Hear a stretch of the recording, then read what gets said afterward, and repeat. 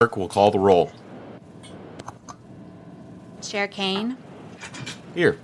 Vice Chair Gonzalez, Beckley, Busey, Clarity, Fierro, Jatan, Schofield, Swanson. A quorum is present. Good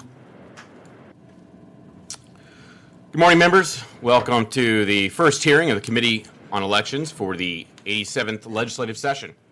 And good morning to our witnesses and stakeholders who are with us today, and to those maybe also watching virtually online around the state.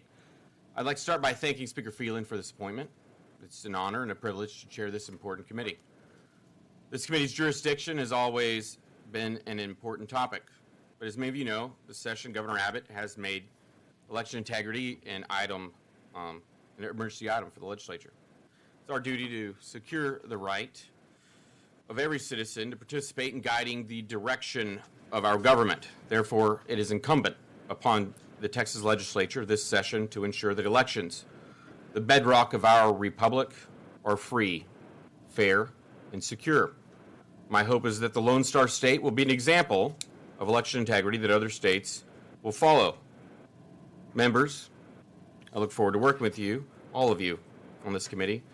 We've got a great committee, made up of passionate people that care a lot about this subject. Many of you have worked on committees or been parts of political organizations or elections in the past, and so you've got knowledge that I think is going to be really valuable to all of us. And so let's have fun collaborating. I'm going to begin with some housekeeping items. For planning purposes, this is our permanent hearing room for this session. And we'll have a standing committee hearing on Thursdays at 8 a.m. Sorry for a few of you that tend to wake up at 8 a.m., but I'm glad y'all are here. The committee is following recommended health and safety protocols. We ask that all in attendance be adults. You already know the rules. You've been around for a while. For those on the dais, you're separated by plexiglass, so you can use your discretion on wearing masks. Committee members can participate from this room or virtually. In order to make this a smooth process, I will call on members who are present first and then any members that are attending virtually. I don't believe we have any at this moment. Another thing, though, of course, because this is a passionate subject, I ask that we continue to keep rules of decorum in mind and make this about policy, not personality, and be respectful to each other and to the witnesses. Essentially, be excellent to each other, as the great Bill Preston once said on an excellent adventure with his friend Ted Logan. So, committee members and staff this session, we've got Jessica Hart. Jessica, you want to wave to everybody? Jessica's our committee clerk. We've also got my chief of staff, Justin Williamson, helping us out. His wife dresses him really nice every day. Good job. And really, really importantly, we've got our vice chair. That's Jessica Gonzalez of El Paso. So, where are you at? No, Dallas. Hey, good job. See, that's why you have to stay on script. She does have a 100-year-old house. I know this much. All right. Today's our kickoff organizational meeting. We're going to have testimony, beginning with DPS, followed by the Secretary of State's office, and following the Attorney General's office. And before we hear from our first witness, I'd like to invite members of the committee to give any opening thoughts. So, Representative Jessica Gonzalez of Dallas, Vice Chair of the committee, would you like to say anything? Yes, thank you, Chairman. Fellow committee members, thank you for the opportunity to share a few thoughts before we begin our first meeting on elections. I look out to the crowd of people present here watching this important discussion. I see passionate activists, party leaders, lobbyists, and members of our free press. Online, hopefully we have hundreds and hundreds of more that are joining us from every corner of the state. I hope that you will join the members of this committee in having honest, serious conversations about the responsibilities of this committee. As members of the Texas House, I believe that we owe a responsibility to our constituents, whether they reside in our districts or not, and whether they voted for us or not, to tell the truth about our elections in the United States and in Texas. As legislators, we have the responsibility to tell the truth about elections in this state. We have a responsibility to tell the truth about power, especially when it comes to our committee. When people I've enjoyed the chances I've had to talk with my fellow committee members, with Chairman Kane, on the work that we're gonna do this session. I think we both have had experience working in election stuff or elections issues, and I look forward to working with everyone here to see what kind of work we can get done this session. So, thank you.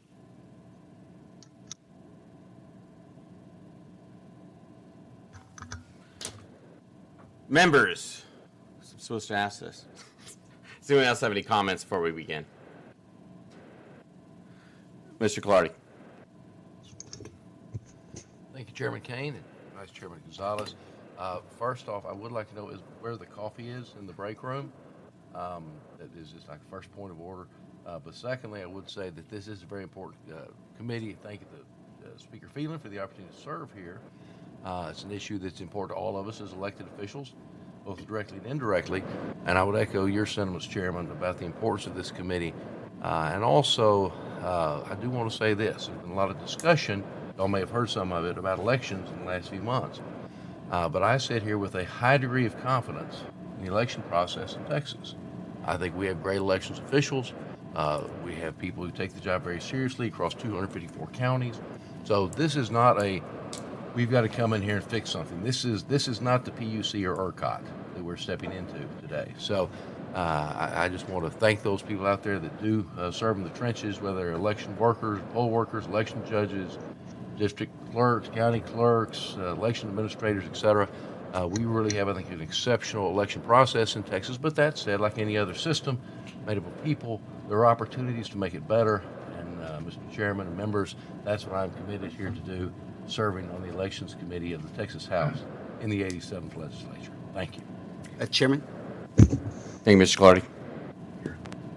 Mr. Fierro. I'd like to start by thanking the chairman and our vice chair today, but most importantly, I want to thank the agencies that are here today. And thank you for addressing us and going to answer our questions to the best of your ability so that we can get through it, any type of rhetoric that's lying out there and show, like my colleague said, that we have one of the best election systems in the United States. And I look forward to hearing the testimony, and thank you for letting me be part of this committee. Thank you, Chair. Thank you, Mr. Fierro. Any other members? Mrs. Beckley. Thank you, Chairman. I look forward to you as serving on this committee with you as my former desk mate. Yeah, we are probably one of the oddest couples in this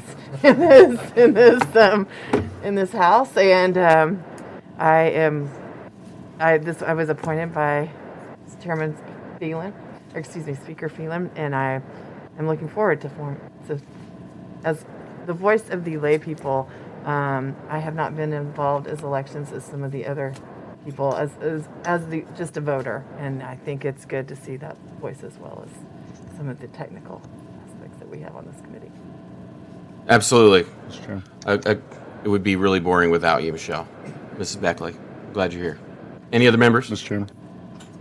Yes, absolutely. Mr. Busey. Thank you, Mr. Chairman. I just want to say, one, I'm very excited to be back on this committee. Served with many of you last session. I think what we do in this committee sets the foundation for all the other important work in this building. If we can't get democracy and our elections right, then I don't know what else we can do here effectively. This is vital. We've seen major progress last election. I was encouraged by an increase in turnout. I think we all have an obligation to work together to make sure that we have safe and secure elections that are available to every eligible Texan. Even though we saw an increase in participation, we still see Texas lagging behind many other states in this country. So I hope we'll all work together to figure out how we can continue to increase voter participation so everyone has a voice at the table and we can build the Texas through democracy that we all need and want for our community. So thank you, Mr. Chairman, Mr. Vice Chairman. I'm so excited to be on this committee again. Excellent. Thank you, Mr. Busey. Any others? Excellent. I'm going to call our first witness. The way we will run this is to have the witness give opening remarks, and then members will have a chance to ask questions. The chair calls Stephen Mcgraw, Director of the Texas Department of Public Safety.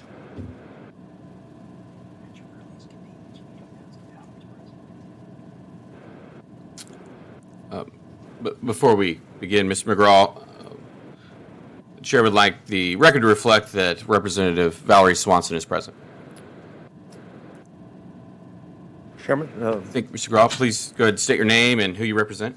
Mr. Chairman, Madam Vice Chair, Representatives, Steve Mcgraw, Director of Texas Department of Public Safety. With your permission, Chairman, I'm going to remove my mask. Thank you very much. I appreciate it. I know I look better with the mask. The Department of Public Safety has virtually nothing to do with elections.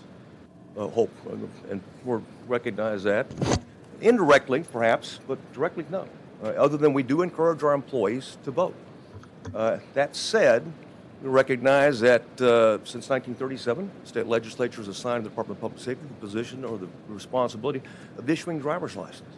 And of course, we issued with a driver's license or an ID card, state ID card. In 2020, over 6.9 million of those we issued. We continue to do so. And at one time, the driver's license was really about nothing more than, I say nothing more than, importantly, about safety. And of course, people were tested on their skills and also tested, on their knowledge. And that's what driver's license was about. However, today, in the aftermath of the 9/11 attacks, the Real ID Act and federal legislation, the requirements now in place is more of an identity document than anything, an identity verification. So we had driver's license examiners at one time that were focused on that. Now are really experts in document identification and determination of lawful presence and what federal documents look like and how to query those databases along those lines. So that's a lot of the work that we do right now, and the time that it takes is dedicated to that particular process. And of course, it's our job to keep that data very secure because it is the crown jewels, if you will, of personal identification information. We recognize that.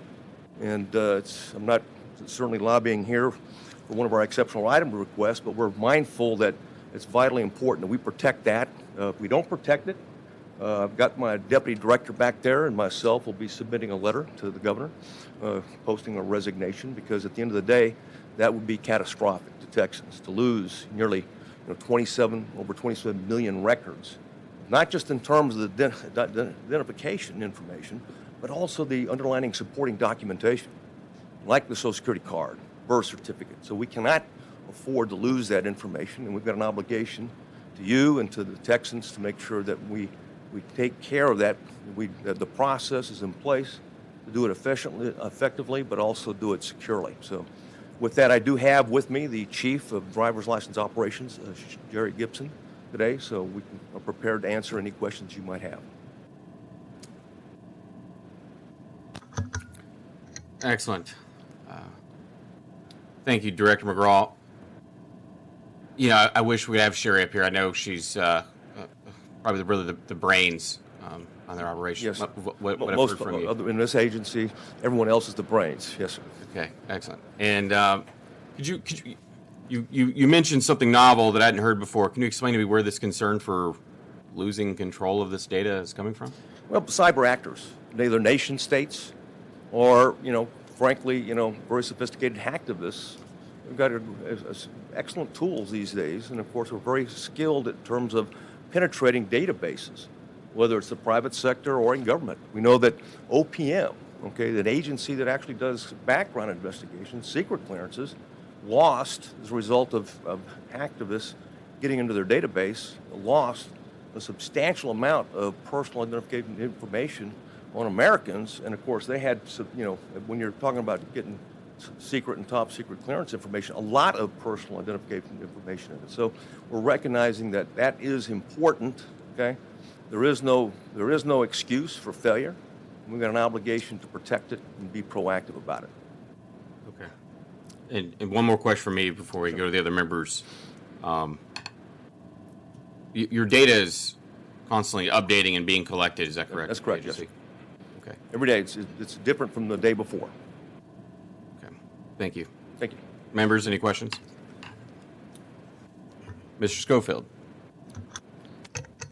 Good morning, Mr. Mcgraw. Thank you for being here. I appreciate everything that you do. You have a tough job, and thanks for doing it well. I just have one question for you. Back when we passed the voter ID bill, we created a new form of identification specifically for voting, which was the voter identification card. Yes. Do you know how many of those DPS has issued since the bill came into effect? I do not, but I have someone here that does know the exact amount, and it's really a small amount, surprisingly, but we certainly have the process in place and have put that in place rather quickly. And so, if you'd like, I could have. I'm surprised to hear that because we were told that there were hundreds of thousands of people who not only didn't have a photo ID but couldn't possibly get one and couldn't vote because of it. I would have expected 500,000 people to sign up for these voter identity cards. Well, most people want a driver's license for a number of reasons. But If apparently not- they couldn't get one. That's what we were told. Well, there's also a state identification card in that regard, and so that's, and again, we're just, we don't do policy. We just implement our rules. Our direction was to implement a process to be able to provide for an election identification certificate, and we've done that, and we're very proactive. And of course, even during initially before the elections, we had our offices stay open on Saturdays, working with the Secretary of State's office and the Governor's office to ensure that we could provide Texans that opportunity to be able to, if they didn't have one or an identification, to be able to provide that. So that's, and if you'd like, I could have Chief of Operations come up here, the one that is, I think you said well, the brains behind the organization. And I appreciate your answer, and I appreciate y'all staying open as much as you can. We want to make sure that every Texan who has the right to vote gets to exercise that right. Yes, sir. Thank you for doing that. And we've actually moved our hours. I mean, at the end of the day, it's about taking care of Texans, and we've got an obligation to you. And by the way, thank you for the resources that you provide the Department of Public Safety and for your support of public safety. I know that you care deeply about it, and thank you for that. On behalf of the Department of Public Safety and the people of Texas, we benefit from your great support. I do want for example, 12-hour shifts. We've actually moved it where some of our offices are more urban offices. We're working, okay, full 12, keep open 12 hours, 7 to 7, because, again, it's about service. We've got to do it right, okay, but we also need to do it in a courteous manner, an efficient manner, and that means providing, greater access to it. And with that, Chief, if you don't mind. One moment. I'm sorry, Director McGraw. We'll come back to that question for Chief. There are some members that may like to ask you questions. Yes, so sir. before we do that, I'd like to see if any other members would like to talk to Director McGraw. Ms. Fierro, go ahead. Director, so when you mentioned driver's license and IDs, and so when a lawfully present non-citizen becomes a naturalized citizen, is there an obligation to immediately update the file? And well, it's updated. It's always updated.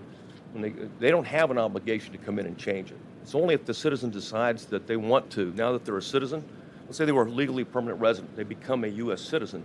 They don't have to come in and change the status.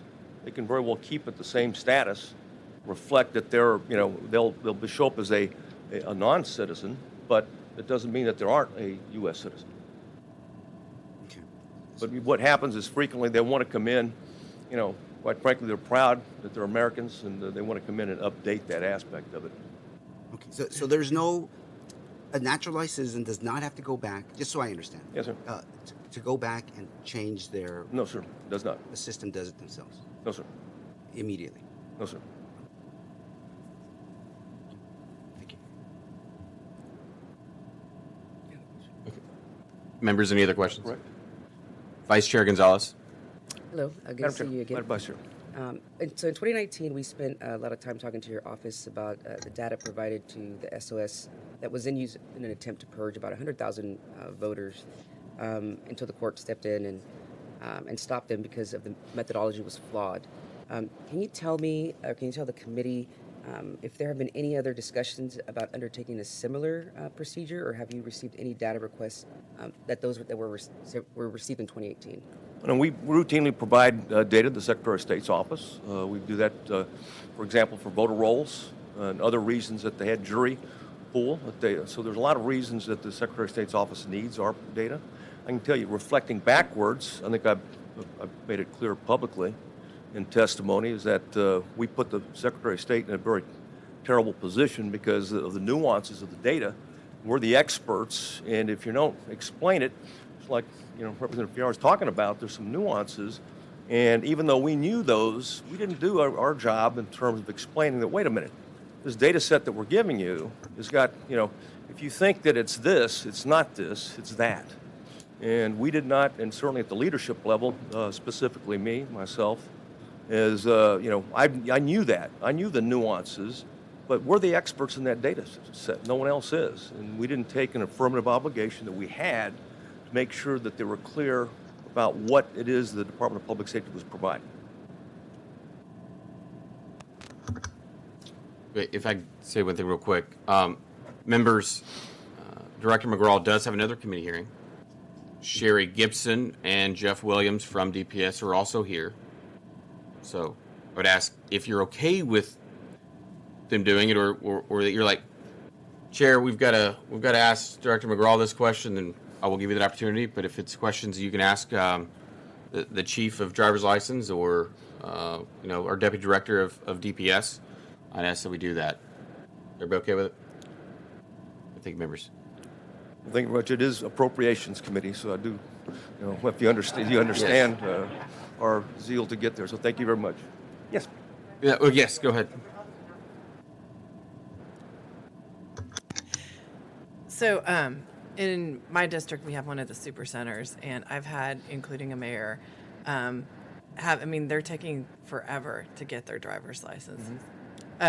So, can you tell me, when the mayor that was complaining to my office was prior to the pandemic, and then after the pandemic, could you see how much the pandemic has affected how many people can get their driver's license? Because I know the wait times are even longer now. Yeah, the wait time now has been moved, from outside the office to the appointment system.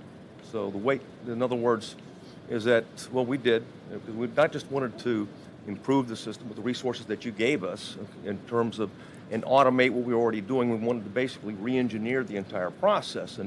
And people are used to appointments. And it's something that you get a driver's license now once every 8 years. You don't have to come into the office every 16 years. And so you have an opportunity, to set up an appointment schedule, which allows us to balance the workload across the state.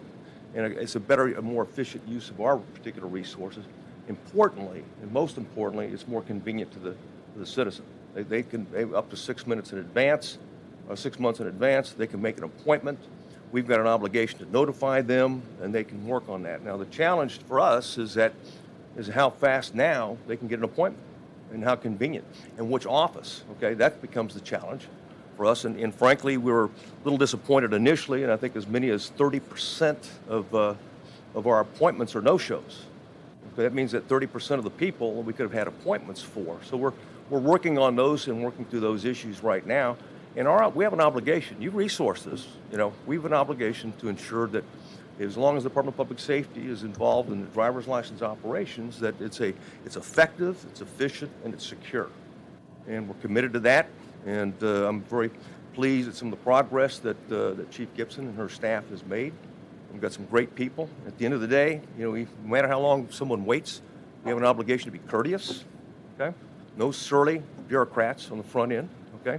They've thankfully saved us because they are courteous and respectful. They've saved us from ourselves being when someone has been in a full hour long for 3 hours, who wouldn't be upset at that point in time. And so we take that seriously, and we in fact we know the most important measure is not necessarily time in line, because some of those things can be viewed incorrectly. They may have been waiting 4 hours before they check in. And what really matters is that the quality of service that we provide and how they view that. And so we're doing customer surveys on that. And wait in line. We don't want them to wait in line. And I'm sorry, I've got experts that can talk more to that aspect of them. But anytime you have a complaint, and most members do, you have my number, and we expect a call. We'll take calls after, from citizens after 5 o'clock, I can assure you. I get them in my office. It rolls over, and more often than not, it's a driver's license question or call. And the same thing with my staff. And we're committed to address and take care of every Texan in this important function, and to do it securely. So how long out do they need to make their appointment? Up to 6 months out. But what is the current, if I wanted to go renew my driver's license today, when was the earliest appointment I could get? It'll depend on the office and the area that you're trying to get. I'm in North Texas. So I'd have to look and see what it is. But I can tell you, right now we're pushing in some areas all the way out till July right now. So it's a bandwidth issue. We recognize that, but at the same point, we got to do something with that 30% that doesn't show up. Okay. Director McGraw, thank you. Thank you. Members, you'll have more questions. Talk about driver's license renewal times, which I hope will somehow tie into elections, and I know it does slightly cross over. Director McGraw, thank you. Thank you Very much. Chairman. Have fun with the money appropriators. Yeah. At this time, I would like to call Chief Sherry Gibson with the Department of Public Safety. Good morning, Chairman and members. Sherry Gibson, Department of Public Safety, Driver License Division. Representative Schofield, to answer your question, we have approximately 1,000 valid election identification certificates. Those certificates, as you mentioned, are for voting purposes only and are not eligible for federal ID requirements or anything like that. Thank you. Yeah, Chief Gibson, I think you've already kind of heard maybe some of these questions. Maybe you kind of have an idea where Mrs. Beckley was going, or any other members as you were sitting there listening. And as we've said, I've heard you're the brains over there at the operation. And so if you want to go and maybe preempt any of those and explain how y'all are becoming more efficient and how, and thank you. Y'all have gotten a lot better, and maybe some people are still thinking they have to wait in really, really long lines. And if you want to go ahead and speak to that. Sure. So as Director McCraw mentioned, we have gone to an appointment solution. What this appointment solution does is allow people to, they're still a wait, but they're not having to wait in the office. They can make the appointment up to 6 months in advance. We do have several offices, especially in the metro areas and the high volume growth areas, where the offices are a little bit more strained, that those appointments are being set up to 6 months out. As he also mentioned, we have about a 30% no-show rate, which has a tremendous impact on the number of customers. So what we've done to offset that is we have two options. We have a certain number of appointments that are posted online for people to register for, and then each day, every office has a certain number of walk-in appointments that are available on a first-come, first-served basis. And for those appointments, when they come in, they get a specific time, so they may not get served that moment, but they may have to come back that afternoon. The other thing that we've done to help offset the no-show rate is do something called standby, which operates much like an airline standby. Each office has a certain number of standby appointments that you can't leave the office. You have to stay there and wait, and we don't guarantee what time you will be served, but you will be served that day.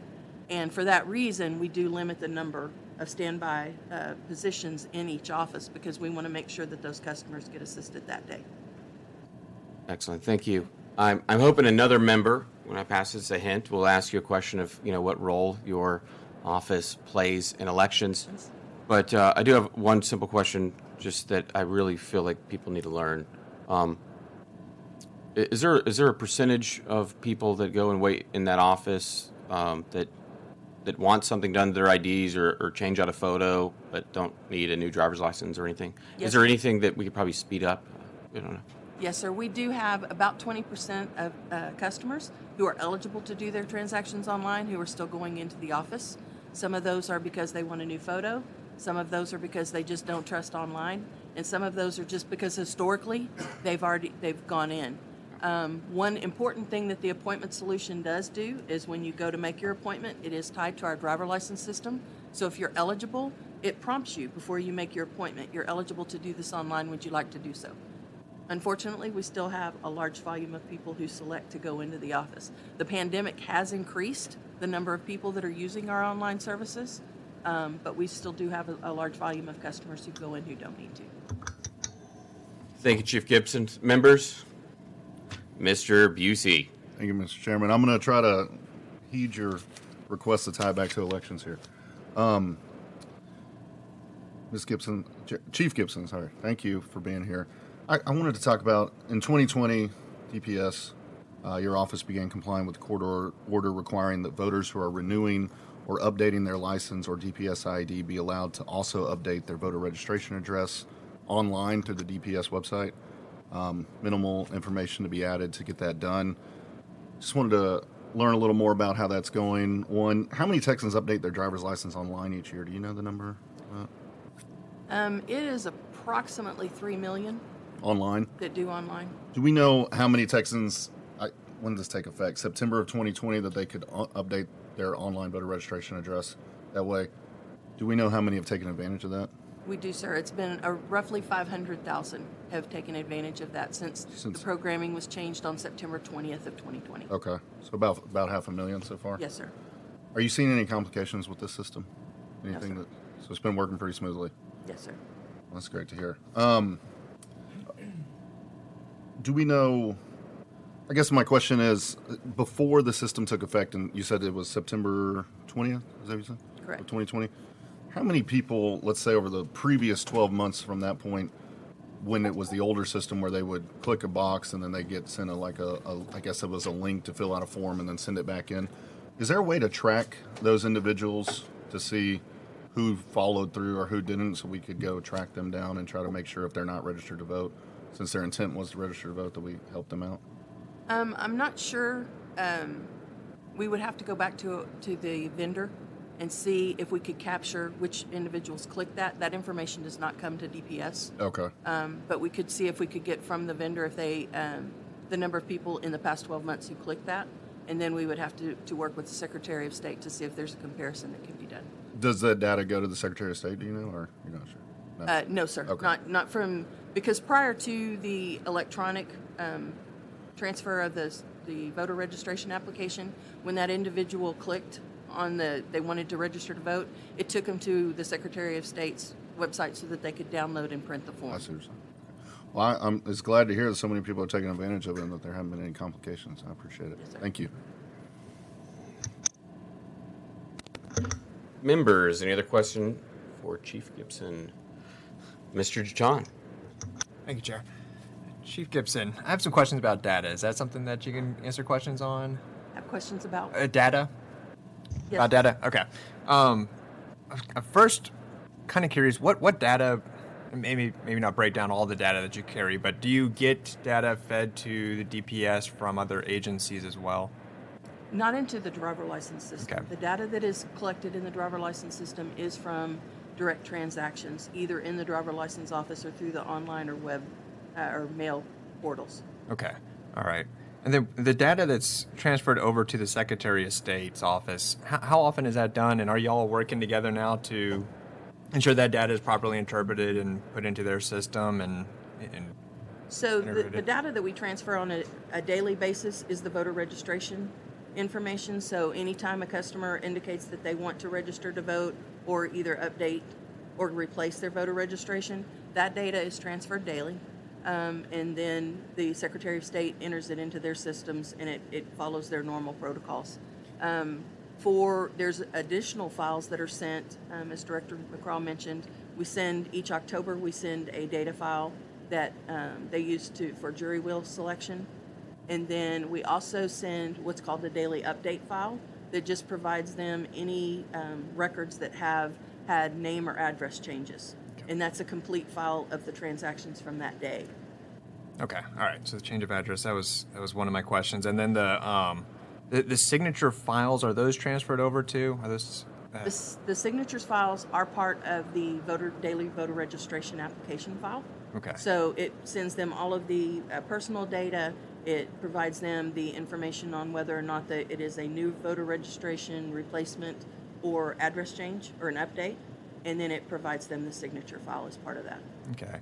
And those signature files, are they all doing wet signatures still, or are some of them doing digital signatures? Do you know? In the driver license office, it's a digital signature. It is digital. Captured. Okay. Okay. Those are my questions. Thank you. Thank you, Mr. Jeton. Members, any other questions for Chief Gibson? Mrs. Beckley, recognized. So kind of along the idea of the databases, does the DPS perform audits concerning the accuracy of the information in the databases? And then if they do, how often? We do create, we've just recently created what we call a second look section, and they take a percentage of the transactions that are done each day and do a random audit of those transactions and make sure that the information is captured correctly and that all of the forms and data are entered. It is not 100% verification, but it is a percentage. I don't know that there is 100% Yeah, we verification. don't I don't know that We exists. do not have enough people to do 100%, unfortunately. And do you have multiple databases, or is it all on one database? It is, the driver license system is one database. And how many people register to vote through the DPS annually? Over the last 2 years, we've had just under 2 million register to vote through DPS transactions. And then how long do we keep the individual records of people who get a driver's license or personal ID? How long does the DPS keep those records? You mean their driver license record just in general? Yeah, just in general. Like even if it expires, like how long do you keep them? So it is kept in archive tables indefinitely. Okay. And do you have the current addresses? Do you think how often are the current addresses in DPS? That depends on the customer. Okay. They are required to update their address, but many of them don't. So we can't guarantee that those are accurate. We can only guarantee that they were accurate at the time that they last applied. Do we have any idea how many of those don't match? Is there any statistics on that? No, ma'am. Thank you. Thank you, Ms. Beckley. I'm going to ask a quick question myself. Director Mcgraw had asked about how y'all's data is maybe constantly changing. So I assume by the time you send something to an agency, an hour later or the next day, it might be updated. Maybe someone's citizenship status has changed by then, or residency. Could you explain that to us and how that might affect things here in the state? Yes. So the data that's captured, as I said, it's accurate as of the date that they last applied. So when you have somebody who is entered in our system as a non-citizen and they become naturalized at some point, there is no requirement for them to come in just to update that information. Now, the next time they come in to renew, they will bring those documents to us because they have to bring either lawful presence or citizenship. So because they're in our system as a non-citizen, they would bring us the document showing they're a naturalized citizen. But up until that point, from the next day, very fewer hours probably for a citizenship status, but as early as the next day, the information that we have in our system could be outdated. Mm-hmm. And I assume maybe your agency is now being really careful when it gives data to people to let us know that it's possible to be outdated. Yes, sir. We make very sure that everybody is very clear that the data that we have, not only the citizenship, but even the address data, that information is only as good as that last application date. If someone were to get married, divorced, do a court-ordered name change, they move, any of those types of things, until they come back into our office, we would not have that information. Well, thank you, Chief. Members, any other questions before we go on to the Secretary of State's? Mr. Schofield. I have a couple questions. I'd like to follow up on that last issue. Do we have any data from DPS on the number of newly naturalized citizens who've registered to vote and been told that they're not citizens and can't register? DPS would not have that data, sir. Okay. And I would get that from Secretary of State? Yes, sir. Okay. Secondly, you mentioned that we have annually 2 million new registered voters who register through DPS. Do we know how many of those are actually new registered voters and how many are people who moved to a different county and therefore are registering in Waller County when they used to be in Harris? I do not have that. I can get that for you, sir. I'd appreciate that.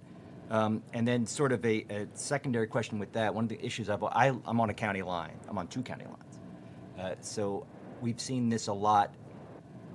Can you explain it may not be your purview either, this may also be Secretary of State, but when folks move from one county to another, the data that you are going to give to the DPS is going to give to a county voter registrar when they are sending somebody up, is there anything that you can do on your end to make sure that more folks who move from one county to another are either getting canceled in their prior county or at least the prior county knows about it? Is there some way that we can clean up the rolls through the data that you receive, that knowing that somebody has moved from one county to another? We can provide that information to the Secretary of State, but ultimately it's going to be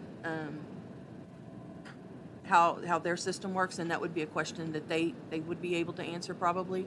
What we do have address validation software, which has helped ensure that the correct county is captured, but we do have a lot of individuals that are on a county line or close to a county line, and they may tell us one county and it validates, but then when the Secretary of State gets it, they may have to do additional verification, but that'd be questions for them. And yeah, I'm interested to know if there's any statutory updates that need to be made to help them do that. Let me see. I think that's it. Thank you very much. You're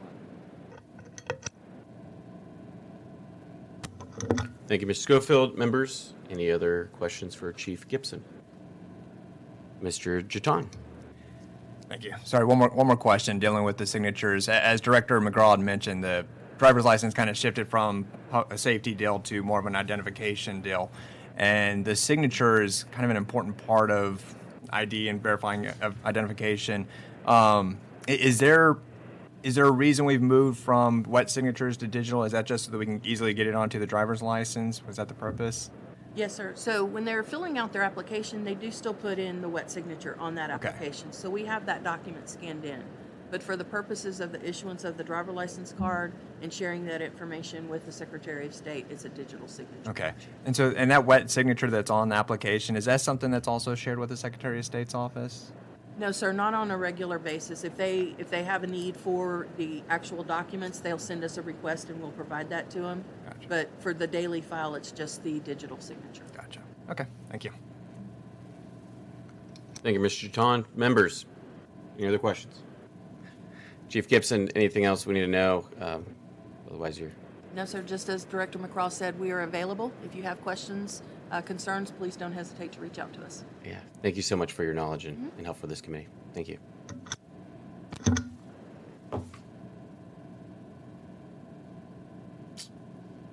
Well, good. Let's go to the Secretary of State's office.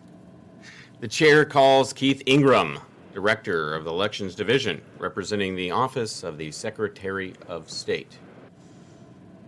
Hello, Mr. Ingram. Howdy, how are you? We've seen you in this committee before. We have been here before, yes, sir. Mr. Chairman, Madam Vice Chair, members of the committee, thank you for allowing me to testify today about the status of elections in Texas. My name is Keith Ingram, and I am the Director of the Elections Division for the Texas Secretary of State. I am happy to report that Texas elections are in good shape. Last year was very challenging in a number of respects. Obviously, presidential elections are the largest turnout and most visible elections that we do. In any ordinary year, a presidential election would be a big deal. It would feature high turnout and much scrutiny. However, in 2020, there was the added complication of a global pandemic with which election officials had to contend. Our office began early to engage with our counties to ensure that we were all working together for the benefit of Texas voters. We began a county advisory group of 30 or so counties that were representative of different size counties, different populations, as well as different kinds of voting equipment. We spoke with that group every couple of weeks for the rest of the year, and we brought guest speakers as needed from the post office, political parties, to address particular concerns. The discussions on those calls were of paramount importance in guiding our office in training sessions for all counties, as well as the cross-pollination of some very good creative ideas for safe voting in a pandemic. Our office continued to assist and advise the counties with virtual training opportunities. Our usual seminar for county election officials was held virtually, and we conducted numerous topical webinars for the counties throughout the summer and fall. We issued numerous election advisories, and most of them were the topics of webinars to explain the content, as well as get questions from the counties that they had about those advisories. In addition, the postponement of the May elections and the primary runoff were critically important to our success. The postponement of May elections to November and the primary runoff to July gave election officials time to plan a strategy for holding elections that were open to voters, but that were also safe for both the voters and the election workers. The federal government appropriated approximately $425 million nationwide to assist states with pandemic-related election expenses. We granted 100% of Texas's share of that money to the counties, based roughly on the number of registered voters in each county. The Election Assistance Commission got the money to us quickly, and our team, led by Dan Glotzer, worked out a method and grant agreements to get the money to the counties right away. They had their grants in hand in time to use for pandemic expenses for the runoff as well as for the general election. Because of the hard work of county election officials across the state, and because elections were postponed to give those officials time to plan, the elections in Texas last year were a success. The governor extended early voting by a week in order to spread out voters, and this resulted in, as well as the high level of interest on the part of the voters, 87% of voters who voted last year voted early. This took the pressure off of Election Day, and it allowed almost all voters and election workers to remain COVID-free during the election while allowing a record number of votes to be cast. Out of almost a record 17 million registered voters, over 11 million ballots were cast in the general election. Notwithstanding the extraordinarily high turnout, the counties reported their results earlier than normal. Because of the extensive pre-election preparation, counties were finished much earlier than normal on election night.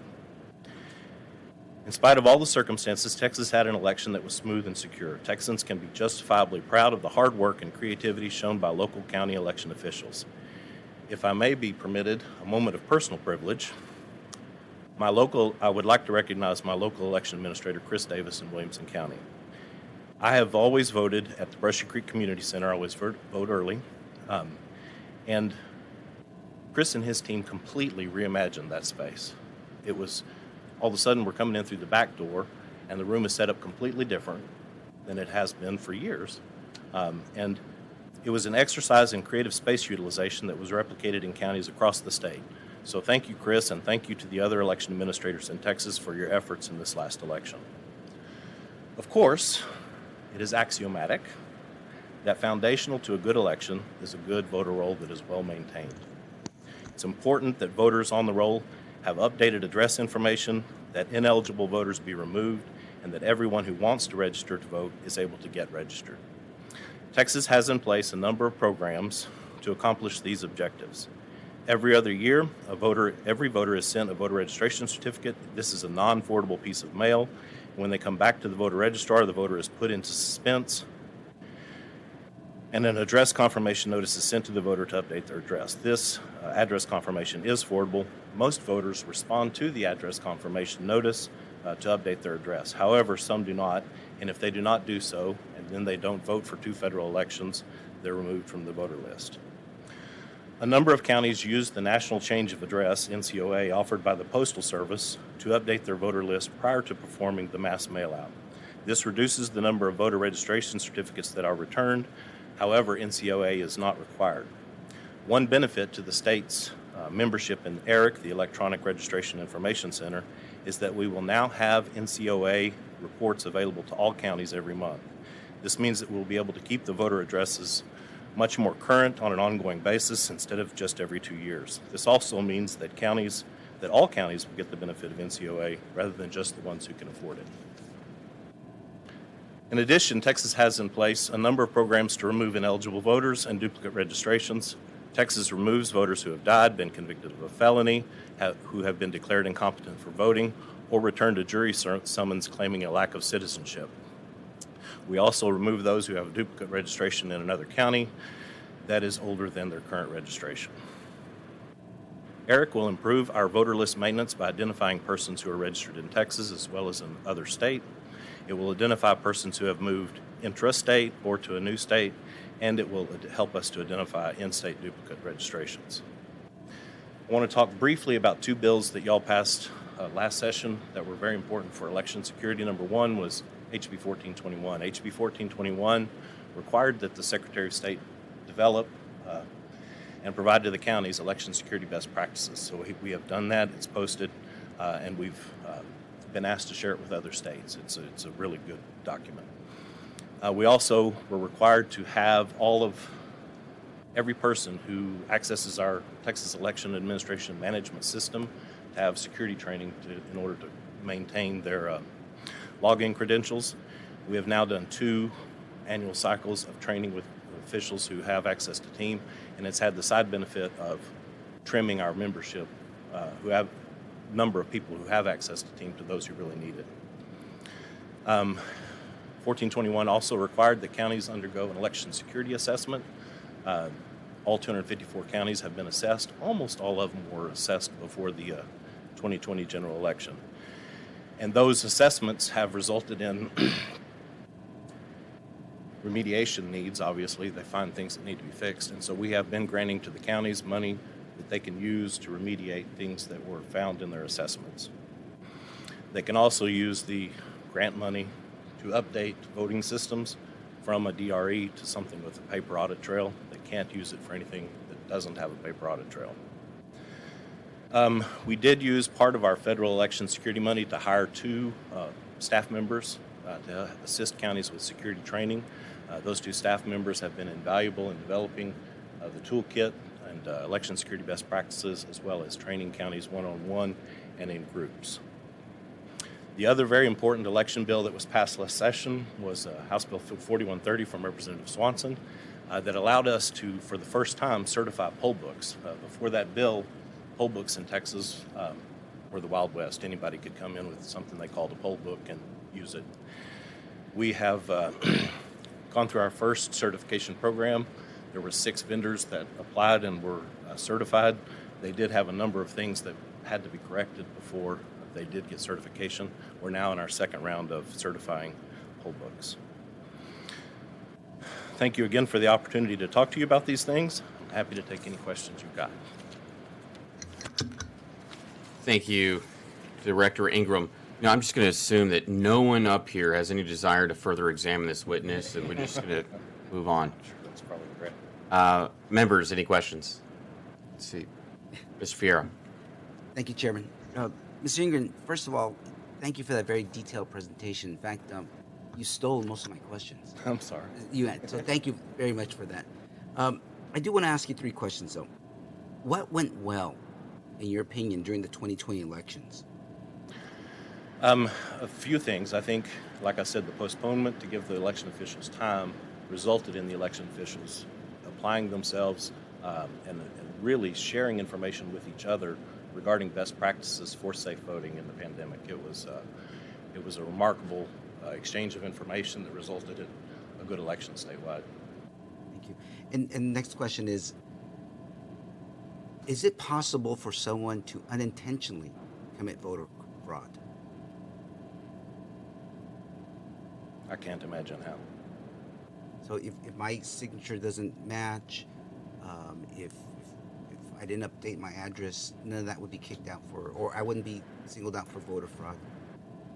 No. No. Okay. Thank you. And the last question, Mr. Chairman. In 2020, Texas received $26 million in federal funds for election assistance. Can your office give us a breakout of how those funds were spent by county or invested by county?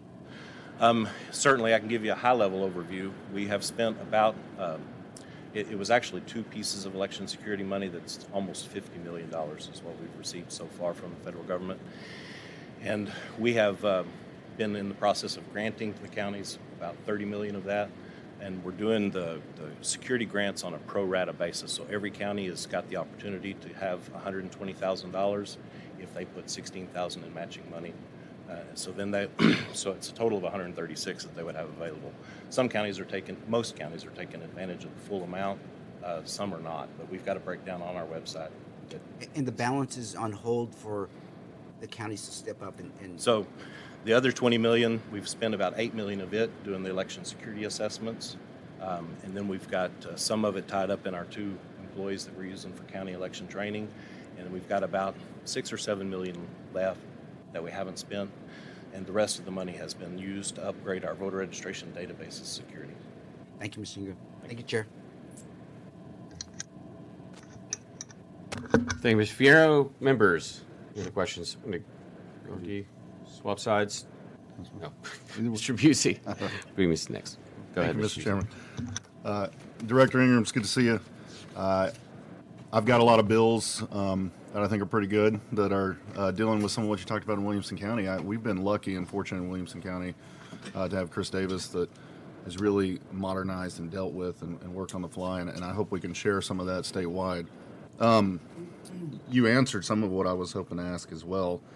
You did mention the need for accurate voter rolls, of course, and proper list maintenance. Do you have thoughts on what effect would online voter registration have towards that? I mean, the way I see it, online voter registration cuts out the middle person. It's direct data from the individual to you all, or the counties, however would be implemented, as we heard with DPS earlier. Can you talk about what effect that could have on more accuracy, more security, if any?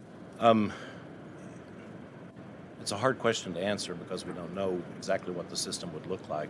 But we could come up with a system that validated addresses. So if somebody tried to put in an address formulation that doesn't exist, could kick it back. Obviously, data entry errors based on poor handwriting would go away. So those kind of things I could see being part of any online voter registration system. It also seems, and I don't have the numbers, and we'd have to really look into it, but it seems like it would also save taxpayer money as we spend so much. I see it like I'm in Williamson County, but I see in Travis County they always have these big deadline pushes for voter registration, and they have to hire extra staff to implement all that data, and this is more money on the taxpayer, where if we cut out that process and it went straight to online, then it would cut out that middle person fee. Two responses to that. Number one, Eric, we're going to reach out to eligible but unregistered voters every month, so hopefully we won't have that clump of voter registrations close to an election. We'll even that out. The other thing is that a lot of those paper applications that come in at the deadline are duplicates that people are already registered, but they're wanting to make sure. And so if we could get people to just check before they send that in, we would have less paper to deal with as well. No, I think it's good, and I think along that line, in Williamson County we saw an adoption, and I think in a lot of counties, of kind of an online ballot by mail tracker. I had some legislation last session, again this session, to do this, where the feedback I've gotten from election clerks is they were getting inundated with phone calls. Have you received my ballot? Is my ballot on the way? Did you get my application? Was it accepted? So the online tracker, I think, saved a lot of time on behalf of the election administrators. I'm just thinking about, since we've seen it done, how do we get there statewide this session? I know we already have the military, I believe. We do statewide trackers for federal military and overseas voters through the Voter Empowerment Act. Can you talk about that program? Would that be easy to enhance to everybody else? We share the county's observation that people were very much interested in knowing the status of their mail ballots. We were already planning to implement a statewide mail ballot tracker. I think Dr. Oliverson's got a bill now that's going to require that. So we're ready to do that. We think it's an essential thing that voters want. Good. Yeah, we've actually met on that, and hopefully we're going to have some good bipartisan support. Another thing, we talked to DPS just earlier, and I had asked about the online voter registration through DPS and how you can get that done, and she said it's been 500,000 people when they're there doing it. Just following up on that, with the success that's been reported this morning on that online portal for voter registration, is there any reason not to have such a portal on the website of other voter registration agencies that interact with the public under the National Voter Registration Act? Well, it would be different because since 2010 or so, we've had a pipe with the DPS for electronic information regarding voter registration. We do not have similar exchange of information with the other Chapter 20 agencies. Okay. So they all use paper applications that they send to the voter registrars. So to make that secure, we need to increase that pipeline between y'all and them? Definitely need to do some infrastructure, and it would probably cost some money. Okay. I'm sorry, let me see if I had one more. I think that gets to most of what I had. I have one confusion. We get some calls that maybe you have the answer to about voters whose mail-in ballots have been rejected. Can those individuals, if notified in a timely manner, go vote in person? They cannot. That once you voted by mail, you have voted. Even if it's been rejected and you're done? That's right. Is there a specific rationale for that? What's the concern or fear, or is it just the way it's stated in the law? That's just the way. It would be a double vote if you voted again. Okay. Even though it was rejected and not counted? That's right. Okay. All right. That's all I have. Thank you, Mr. Chairman. Thank you, Mr. Director. And Mr. Busey, members. Mr. Schofield. Mr. Ingram, thank you for being here. A few moments ago, when you took a moment of personal privilege, I thought it was going to be to explain that beard, but This is just the opportunity presented itself because of a pandemic. I trimmed it for y'all, though. I have a couple of different areas I want to ask you about, most of which deal with your prior testimony. I just want to make sure I understand or elaborate on some of these things. Updating the voter roll and making sure it's clean, I think is going to be very important. There's a major move at the Fed level and other places to try to get rid of voter ID. which gives me a lot of pause because you start putting names on that voter roll of people that don't exist or aren't there anymore, and other folks can vote them, and we don't have any proof it's not them, which is why we had voter ID in the first place. So I want to make sure I understand the steps we're taking to clean the rolls. Now, you mentioned it in a couple of times, you said Texas takes voters off the rolls. Texas, who actually is responsible at the end of the day for taking a voter's name off the rolls that is no longer a voter? In most situations, it's the county voter registrar that is responsible for that.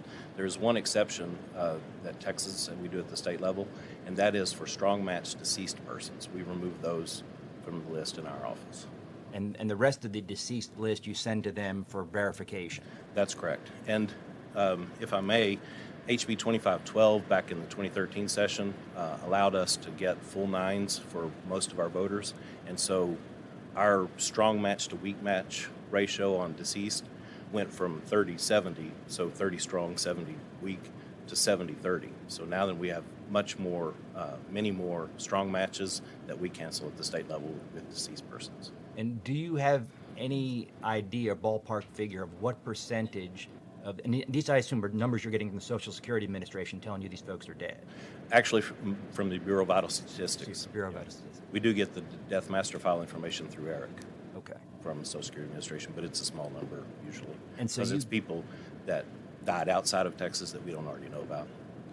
So you'll get a list of people from the Bureau of Vital Statistics that are suspected to be dead.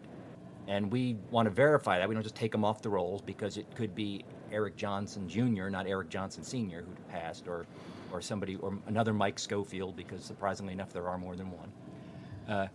And I didn't mean Eric Johnson, the mayor of Dallas. He's perfectly healthy, so far as I know.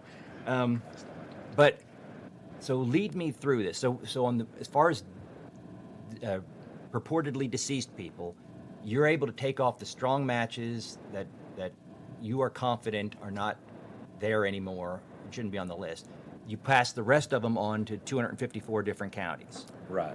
So that's one area that we have 254 different people in a highly mobile state who either implement the system properly and take voters off the rolls who don't belong off, or don't implement them properly and take the voters off the rolls. Now, if somebody thinks I'm dead, and I'm sure there are a lot of people who wish I were, but if there are folks who think I'm dead and I go through all this and they accidentally take me off the rolls, I can go in tomorrow and register to vote, and I'm perfectly qualified to vote. That's correct, and you can even show up to vote having been canceled for being deceased and have your voter registration immediately reinstated because obviously you're not dead. Now, if they don't take me off the rolls and somebody else shows up to vote my name and I'm not a voter because I couldn't care less, I'm off doing other things that day, I'm on the rolls, they vote me, nobody makes them show voter ID, that vote counts and cancels out somebody's vote that voted the opposite way as me. Right, if we didn't have voter ID in place, I'd agree with that. So we have one aspect of cleaning the voter rolls that we just talked about. Second aspect of cleaning the voter rolls that I talked about earlier with the director of the driver's license division is folks who move from county to county. Now, well, before we get from county to county, in a county, how confident are you that when somebody moves within Harris County or within Dimmitt County that they're and they update their address? Obviously, you have to know they moved. Right. If they update their address, how confident are we that their Smith Street registration is taken off when their Jones Street registration 2 towns over comes into effect? So in county or out of county, if somebody updates their address, their record is going to get merged into the new record. Whenever our system, you're entering a voter, matching voters show up in a list underneath until you've got one left, and then you merge that record in. So the way the system is set up, if somebody uses the same name and they use the same identifying number, either DL number or last 4 of social, our system should catch those and merge the new record with the old record. We do every summer a process where we go by manually and look for people who might have more than one voter record in Texas. So the first time we did it, we found 100,000 duplicates. It's been much less than that every summer since. You may not know this about me, but I'm an inveterate block walker, and I knock on doors all the time and see 3 Johnsons and 4 Smiths, and I ask, which are you? And they'll say, well, I'm Mrs. Smith. The Johnsons have been gone for years. We bought the house from them 8 years ago. Right. If we are feeling that we are getting those people, I can promise you we are not. And those are 3 names on the voter registration list that can be voted by somebody with impure motives, and no one's going to know because they're not going to show up to complain because they don't know they were supposed to be. They're not trying to vote. No, I understand what you're saying, but if you move to Texas in Brazos County and you register to vote with an address and you never do anything else, right?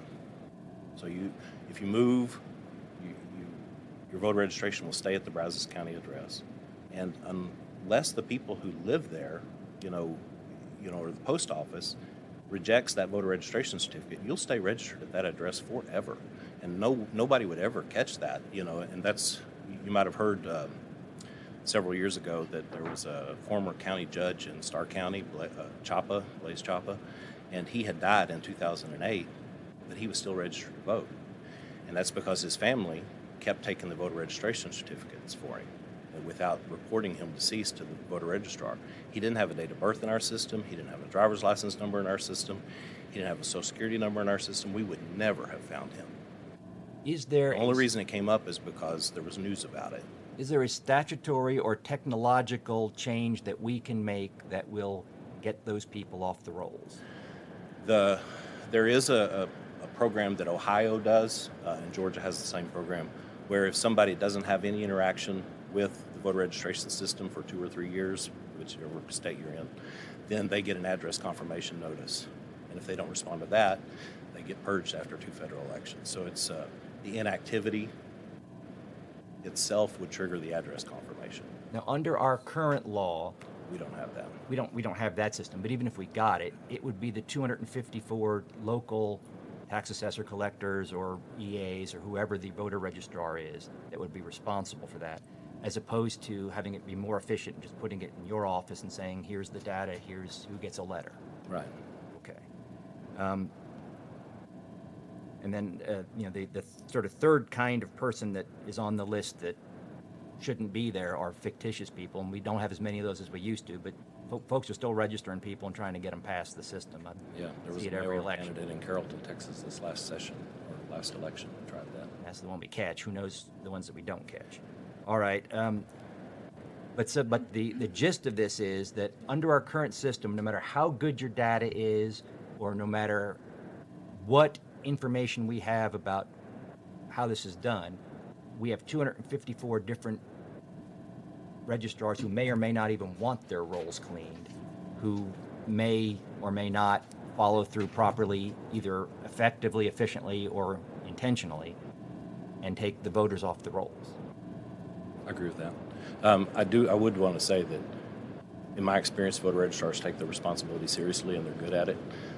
But who knows if somebody's out there that doesn't really know what they're doing. And that's one of the reasons why we've asked for more money for election security trainers, is so that we can have more interaction with the counties and go through with them one-on-one what they're doing with regard to voter registration, list maintenance, so that we can ensure that that process is occurring properly in all 254 counties. We can't do it without people, though.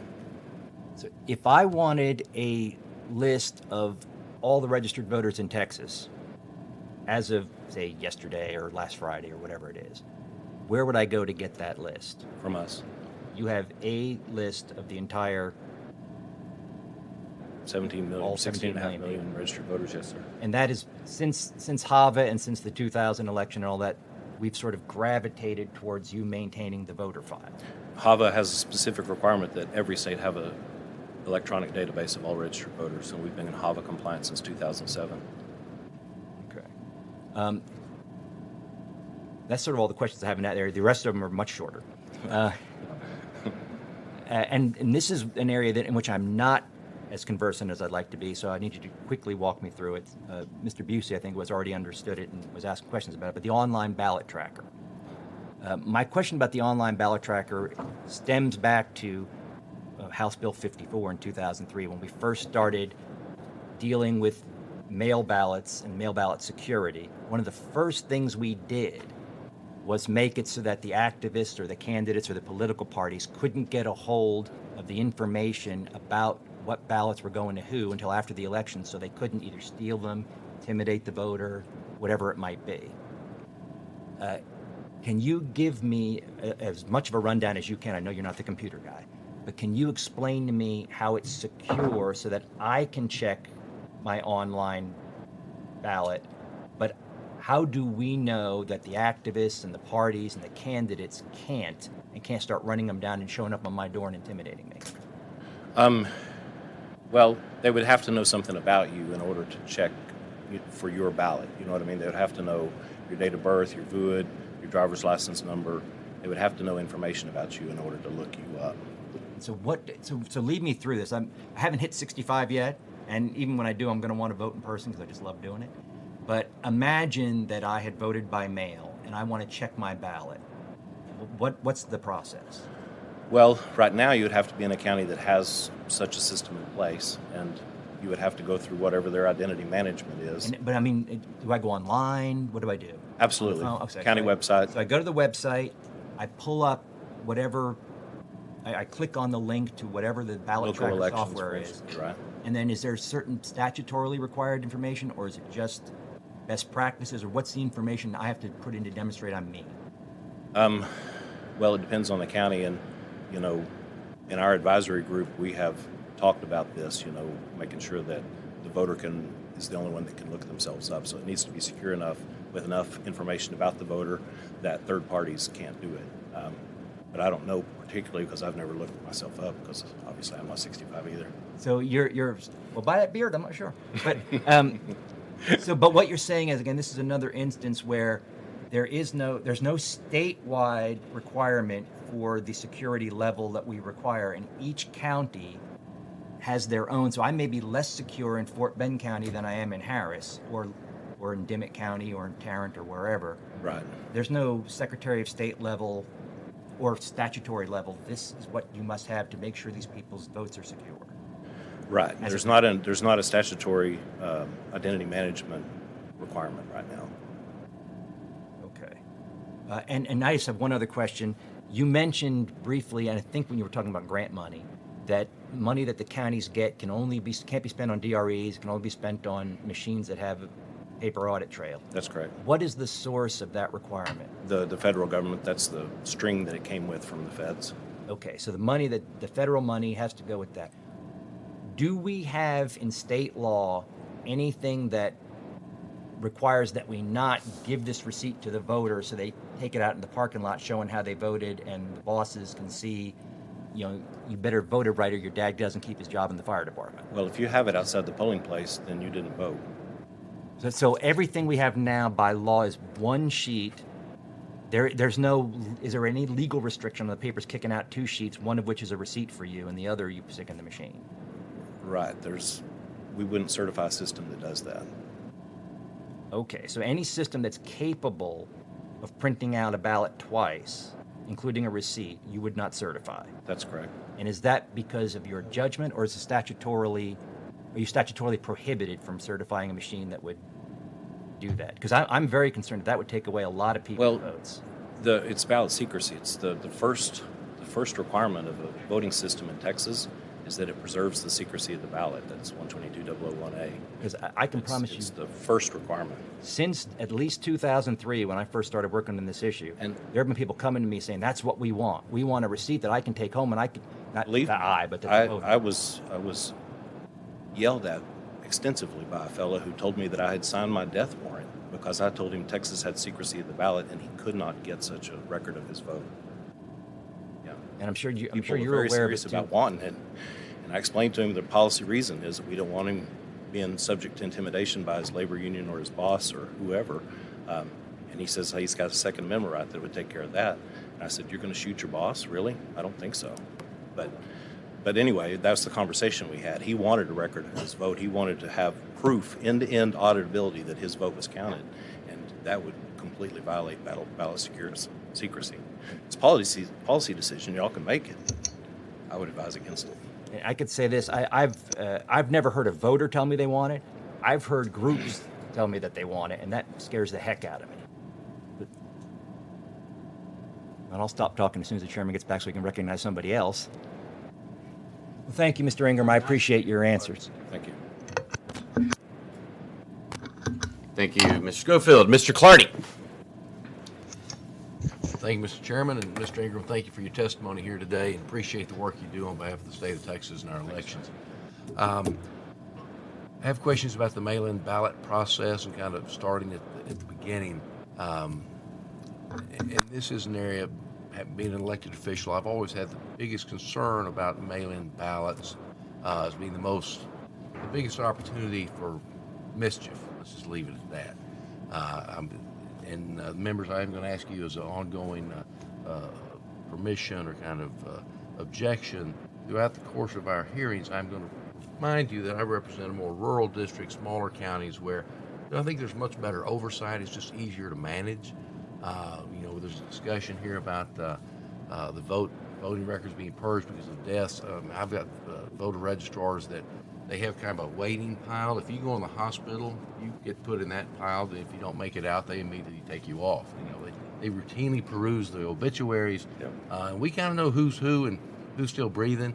Mike Schofield can show up. I would think they probably ought to take his pulse just to be sure he's alive.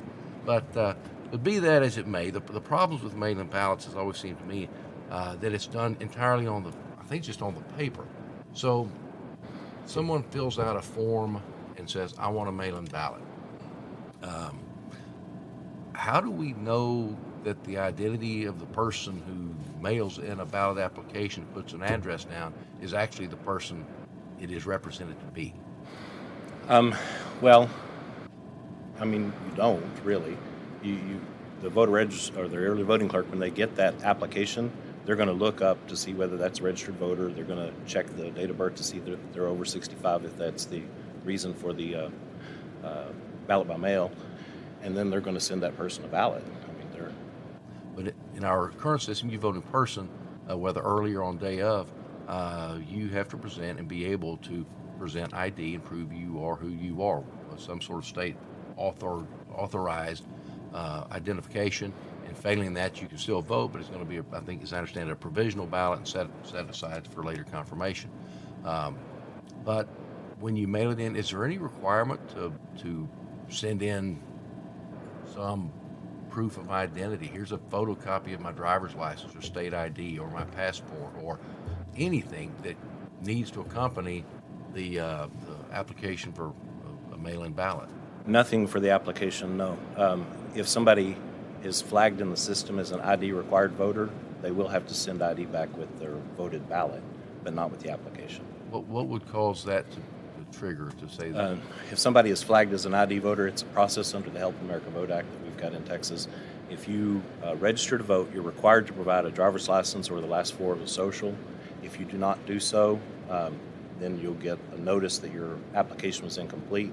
You can send back to the voter registrar a statement that you don't have such numbers, and you'll be flagged as an ID voter. What gets them flagged in the first place? The fact that they didn't provide a DL or last four of social whenever they registered to vote. In the original application? That's right. Okay. And with that application, I believe that there's a place on there to provide the address of the individual? That's correct. How do we know that the address, and I think that address can actually just be a P.O. box. It does not have to be a physical address. Is that right? They have to, on the application for ballot by mail, they have to supply their voter registration address.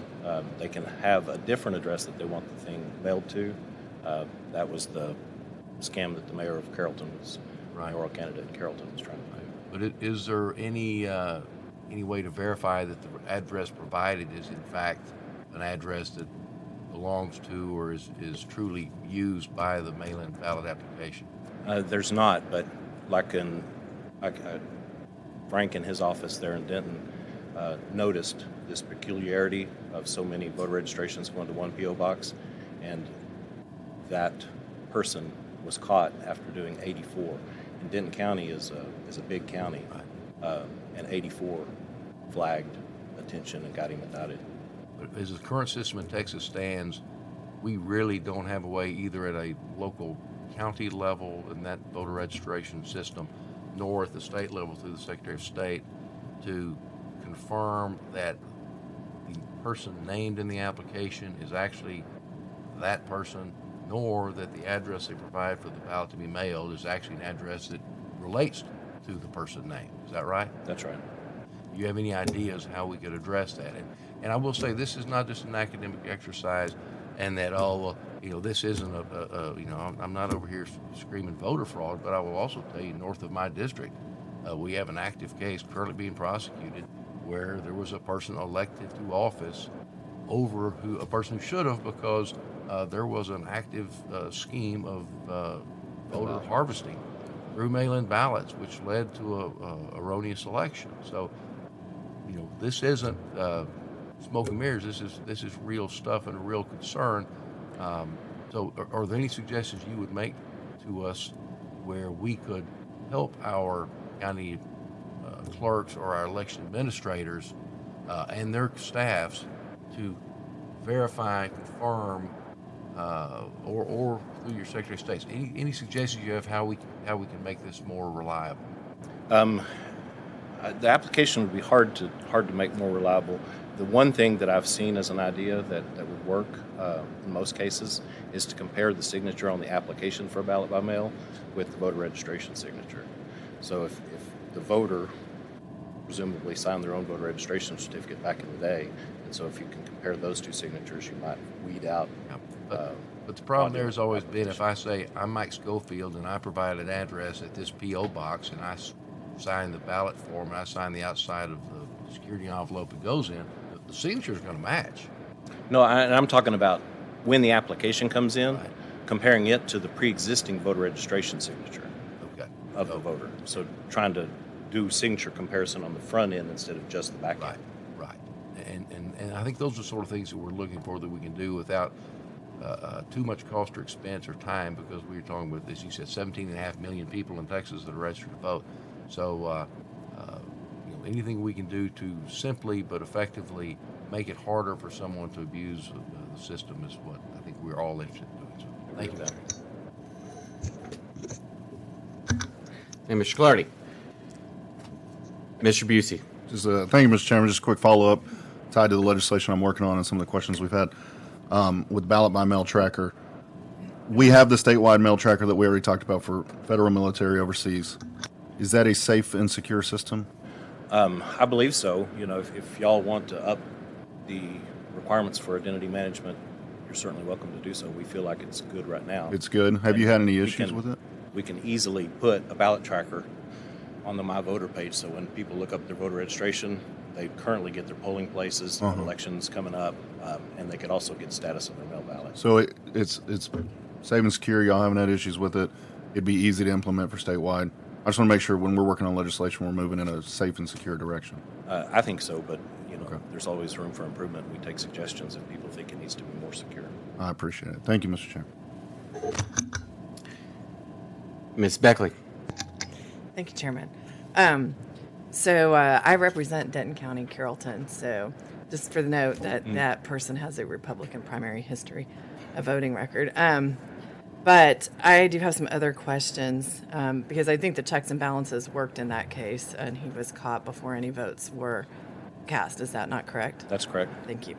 During the election, there was litigation on the question of how many mail ballot drop-off locations a county could have, and your office was on the side of making the case that every county could have only one. Is that correct? So it's 86001A-1 is what requires this or allows this, and it says that the ballots can be delivered in person on election day to the early voting clerk's office. So they could only have one. Most counties have one early voting clerk's office. We had, I think, Galveston and Harris and Travis that had satellite offices, and our position in our office was that if it's their regular place of business, they can use those for ballot delivery. Okay. So we have many counties in Texas with populations bigger than a lot of states. Harris County has over 4 million people. And then you have counties like Loving that has less than 100 people, correct? Because we're a diverse state. Does that not strike you as kind of unfair that we can only have one ballot box depending on the population? That was not our office's decision to make. That's a policy decision that comes from you guys and from the governor. Okay, so the governor made that decision, or your office made that decision? The governor, in a proclamation, limited the mail ballot delivery, in-person mail ballot delivery, to one location during early voting. It was all 12 locations in Harris County on Election Day. Okay. And what is the relationship between the Secretary of State and the Attorney General with regard to interpreting election laws? They represent us when we get sued, So that's it. unless somebody asks the Attorney General for an opinion about election law, and sometimes they'll ask us for briefing on those. Okay. Is it fair to say that measures that make it harder to vote and end up deterring eligible voters from participating in our democracy? We didn't see any evidence that anybody had any trouble voting last year. We had a record number of votes, 2 million more than we'd ever had before. Okay. Thank you. Thank you, Ms. Beckley. Vice Chair Gonzalez. Thank you, Chairman. What authority does your office have to advise counties on how to run their elections? 31004 requires us to assist and advise county election officials with regard to election processes and procedures, to issue advisories, answer questions. What enforcement authority does your office have when counties violate the election code or official SOS ruling in running their elections? We don't have any enforcement authority. We're an assist and advise agency. And what about if they don't abide by the advice and guidance provided by your office? Then what we tell them is you're subjecting yourself to a challenge of your election. Our office's goal with every question that we answer for a county or city or school district for that matter is to put their election in the most challenge-free position possible. So we would like for them to follow our advice. Thankfully, most of them do. Okay, thank you. Thank you, members. Any other questions? Mr. Jatan. Thank you, Chairman. Director Ingram, a couple questions. You had mentioned during your testimony about a security audit and some remedies that were needed on that. What kind of security issues were you finding? Was it process procedures, equipment? So as you would expect in any kind of cybersecurity audit, there are a number of things that are common problems. Failure to update software using outdated, unsupported software, overuse of administrative passwords so that you use your administrative password for your daily work when you shouldn't, and those sort of things are what we found very commonly across the state. Okay, so it's more process and procedure type activities. Okay. When switching over to the voter rolls a little bit, you had mentioned that about 30% of the unconfirmable checks on the voter rolls were sent to the counties to verify. How confident are you that those are all being handled the same way across the counties? I would be more confident if we had more security trainers that could do one-on-one interactions with the counties. So right now, it's likely there's a lot that aren't being confirmed, and we just don't have any insight into it. Okay, all right. Switching over to the ballot board, because this is something that we've been kind of looking at. The ballot board, when they're reviewing and verifying signatures on mail-in ballots, and this kind of goes to what I was asking the previous, are the signatures, are the ballot boards across the county all operating off the same files and signatures and information to verify ballots, mail-in ballots? So they all have access to the same information. They might access it differently in different counties. So there's the law allows for the ballot board to look at any other signatures on file for a voter that have been made in the last 6 years. And so a lot of your more urban counties are going to have ready access to those signatures, so that the ballot board, they can look on a screen, they can see the carrier envelope signature, they can see the application signature, and then they can pull up whatever other signatures they want, all on the same screen. Okay. That technology doesn't exist for most counties in Texas. Gotcha. Okay. So, but they should have access to it. It's just a matter of whether they get it. And then the last question just has to do with, it was mentioned that DPS does get wet signatures on their applications, and I guess the DPS signatures that are currently provided for ballot board review, that's just going to be the digital signatures right now? I call it a physical signature electronically captured. They signed the signature pad with a stylus, so it's not really You know, it's not like an electronic signature that's fiction. It's a real signature that was captured, digitized, and sent to us. Okay. And so you feel good about relying on that signature for verification. Okay. Absolutely. Good deal. Okay. Wouldn't want to go to digital signatures, though, or electronic signatures. Gotcha. Good deal. All right. Thank you. Thank you, members. Any other questions for Director Ingram? Mr. Clardy. Thank you, Mr. Chairman.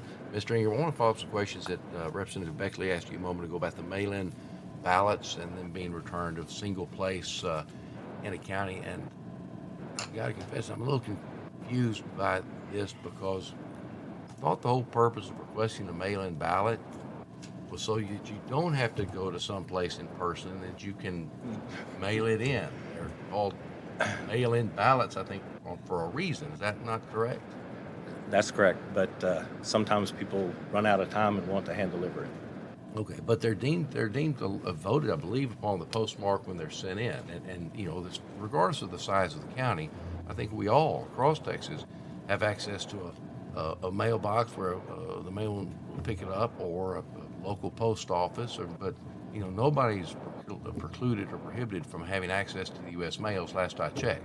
That's correct. Even whether it's hail or snow or sleet or rain, you can get your mail in. There was a week or so ago that. And then the other thing is, if someone gets that and says, you know what, I just don't trust the federal government and the U.S. mails. I want to make sure my vote's counted. Isn't it true that you still have the option to show up in person, either early or on election day? And you know, if you say, well, you know, it's so important, I'm not worried about COVID or some sort of health issue, I'm going to go. I want to make sure this vote counts. You still can go vote, and if you vote without having mailed it in, that's the vote that will be counted. Is that right? If you show up at a polling place and surrender your mail ballot, cancel your mail ballot, then you can vote in person, sure. All right, and that's the vote that will be recorded. Absolutely. You can't mail one in and then go show up and vote again. We frown on that, correct? If you do that, you'll vote a provisional ballot in person, and the mail ballot will be the one that will count. Regardless, the mail-in ballot process, you know, if you're over 65, if you've and for whatever reason you would rather do it by mail, or if you have a supposed disability and you indicate that and that's sent in, you know, you're not. There are many ways that your vote can be counted, but the most easy is to lick a stamp and drop it in the mail, right? Do it in plenty of time, though. Okay. All right. Thank you, sir. Thank you. Representative Schofield, and then we'll have Representative Swanson. Mr. Ingram, I just had two follow-up questions, I think in response to answers you gave to Representative Beckley.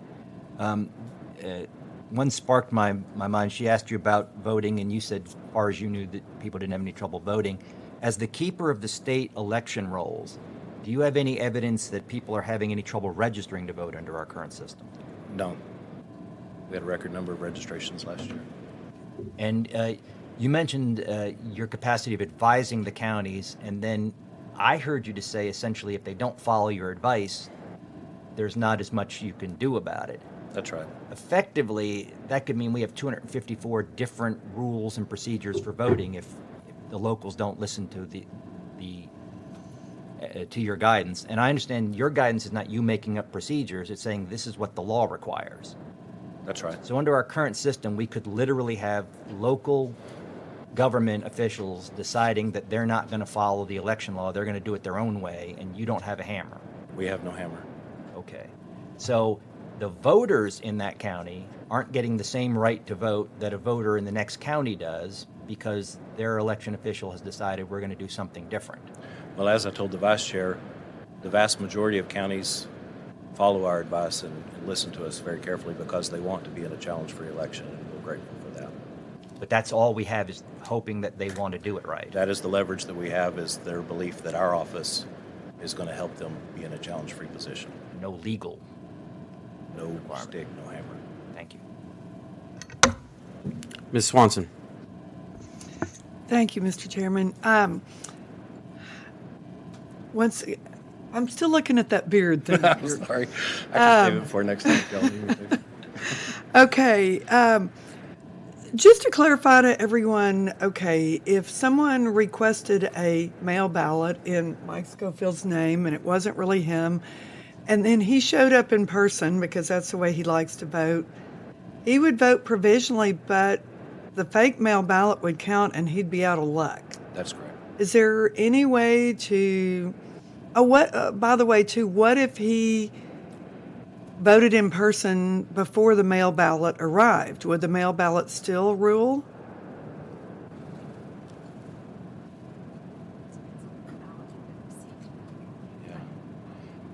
Yeah, it depends on whether or not, I mean, if the vote in person beat the mail ballot, then the vote in person would win. Interesting. Okay. So I guess the point.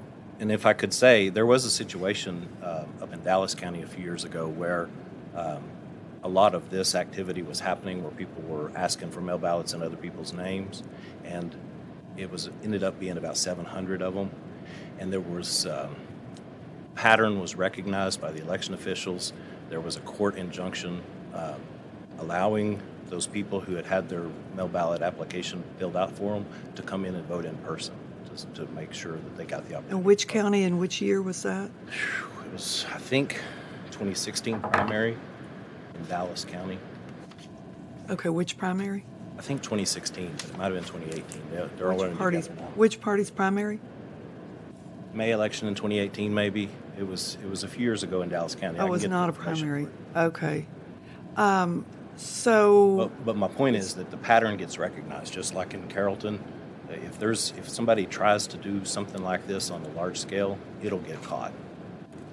But probably only if they're all sending it the same place. Like. No, in the Dallas situation, they were using the voter's address, and they were trying to go get the mail ballot out of the mailbox before the voter saw it, but they didn't always succeed in that, and that's one of the reasons why it was discovered, because people were getting the mail ballot they didn't ask for.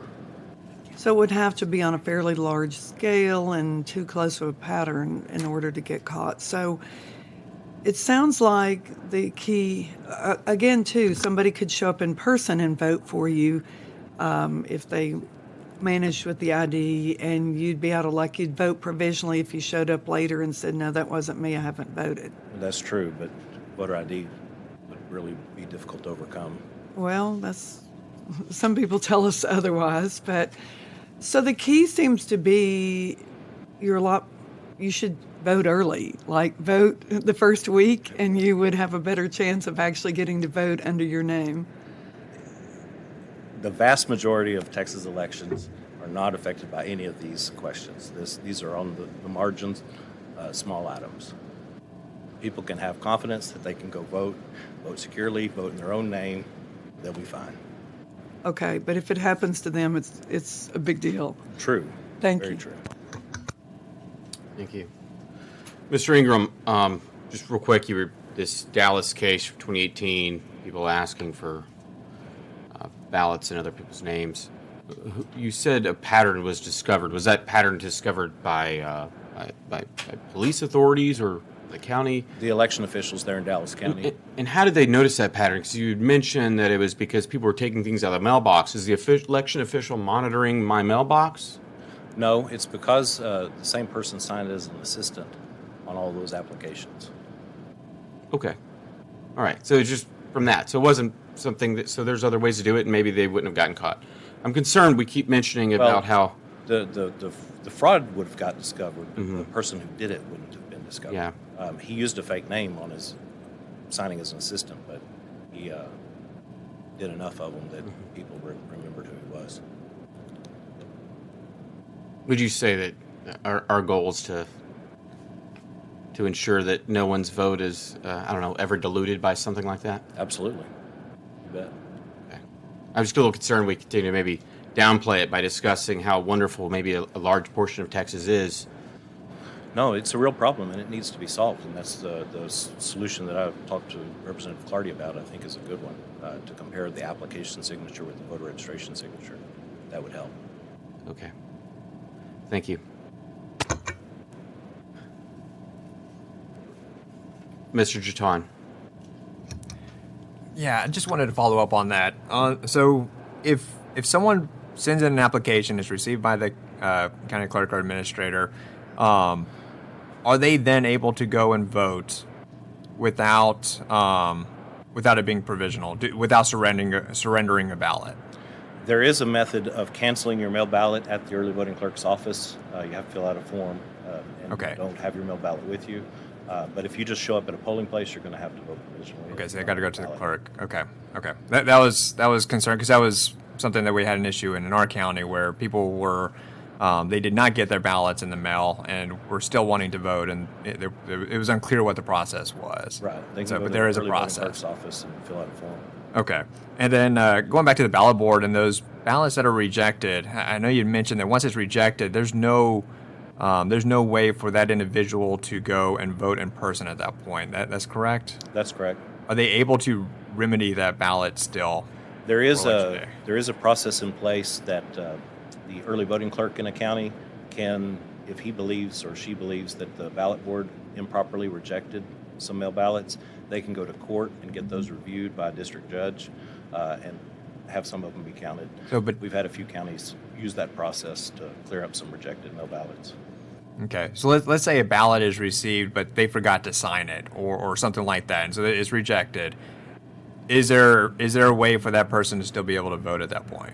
There's not. There's not. If the early voting clerk sees that a carrier envelope comes back unsigned, they can contact the voter and have the voter come sign the carrier envelope, but they have to treat all voters similarly situated the same.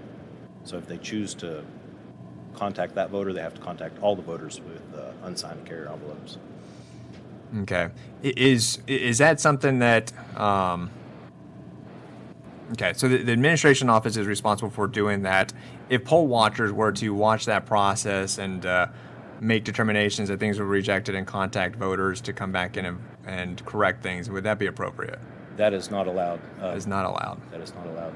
Once it goes to the ballot board, the opportunity to cure is no longer existent, Okay. except through the court process that I mentioned.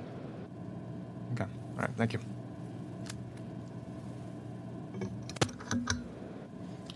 Ms. Swanson, go ahead. Thank you, Mr. Chairman.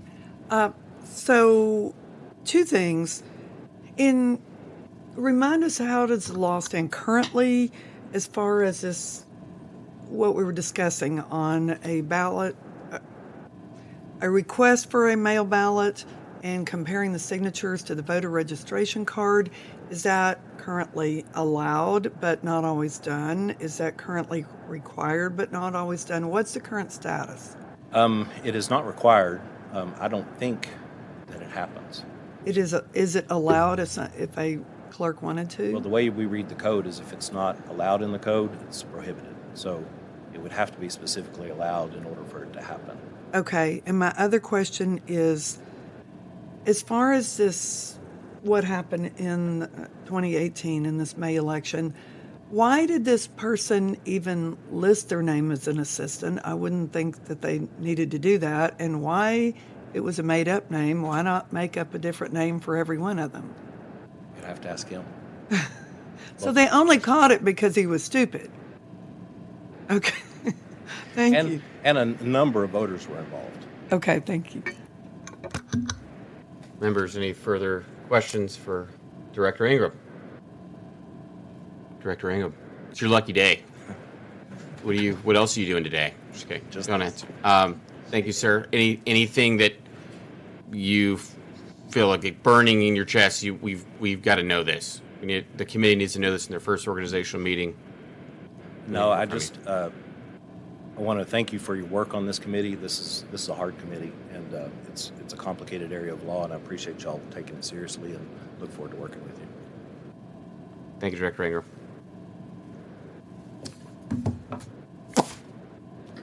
Members, the chair calls Josh Reno, Deputy Attorney General for Criminal Justice, representing the Office of the Attorney General of Texas.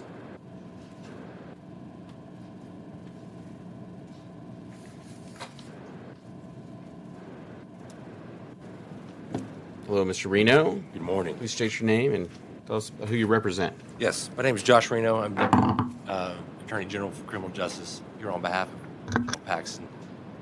Thank you, Chair, Vice Chair, Committee.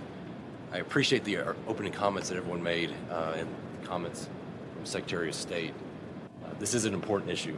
It's an important issue to the Attorney General, to the Texans everywhere, and probably more so now being talked about than it ever has before. So Proud to be here to tell you that leading up to the election, the Attorney General's office was called upon and defended Texas laws 12 times leading up to the election, and all 12 times defended successfully those laws. And the committee here, any laws that come out of this committee and onto the House, it's going to be our job to defend those as well. So we look forward to working with you. I hope you don't have a lot of questions about those lawsuits, because those are civil lawsuits, and I'm a criminal attorney. I've been a prosecutor my entire legal career, and so more importantly, what I'm here to talk to you about is our law enforcement division and our prosecutors that we have here at the Attorney General's office. The election fraud unit houses currently 10 sergeants that investigate election fraud. They have one lieutenant that supervises them. They have a couple of analysts, and some of those positions are grant funded, but those are all there to investigate solely election fraud. Along with that, we have a prosecution unit. It's 4 prosecutors. Our chief of the election fraud unit is here today. His name is Jonathan White. He's a great resource for y'all when it comes to the criminal prosecution.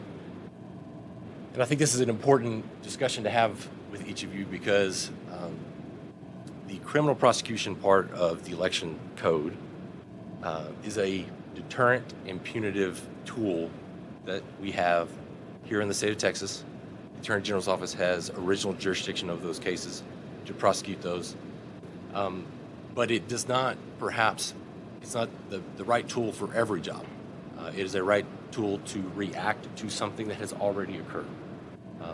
It's not a way for us to, quote unquote, go back in time and make an election right or anything like that. What we have the ability to do is bring justice for Texas against individuals, bad actors who have defrauded an election in some way. And so we are proud about the work that we do. We work very hard. The individuals that are assigned to those divisions are there because they want to be there, and they're very passionate about it. I want to talk to you a little bit about some trends that we have seen in the numbers, and I want to make sure that we are kind of talking apples to apples and oranges to oranges, so to speak. The investigations since does a lot of opening of cases.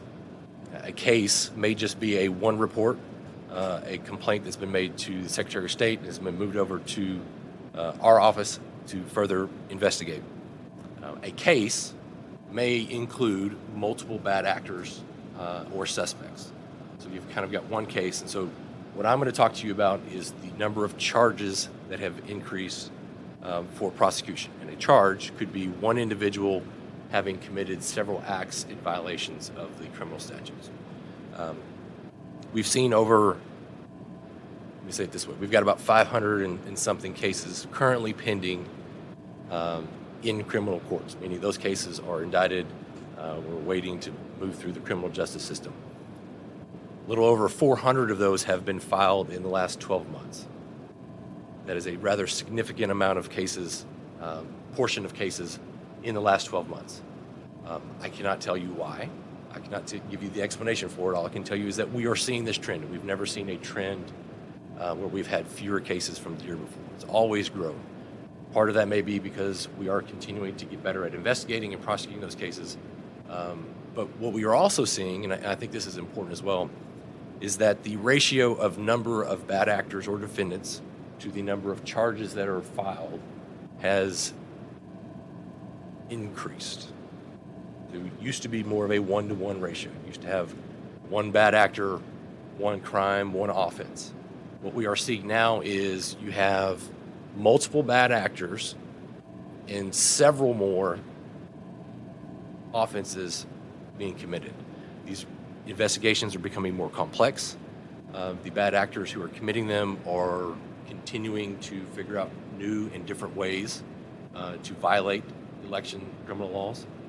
And I think that's important to note, because when you look at it from an investigative standpoint, these are complex investigations. They are unlike anything else. I've been a prosecutor my entire career. A murder investigation is unlike anything that you're going to see in an elections investigation. We're talking about document-heavy, lots of knocking on doors and just talking to people if you've identified a neighborhood that might have been victimized by some kind of voter fraud.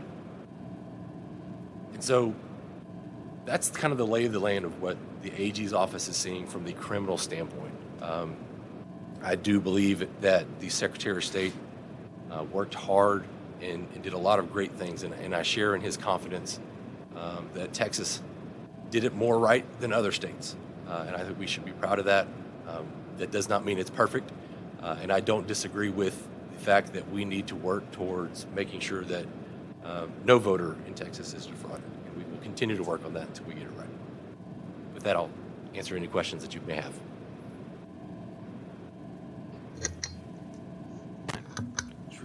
Mr. Reno, where do these complaints originate? Most of them originate through the Secretary of State, and they are routed to our election fraud division. We have also, I believe in the past, opened up a direct way to make a complaint to the Attorney General's office as well. How many complaints did you receive, I don't know, in the last month, 2 months? Got any idea? I have it broken down by year. I don't have it by months, but I can give you for the actual calendar year, if that's sufficient. How about this year? This year, I believe we've had, and I'm looking to our major of our special investigations, I believe it's like 300 already this year. Maybe.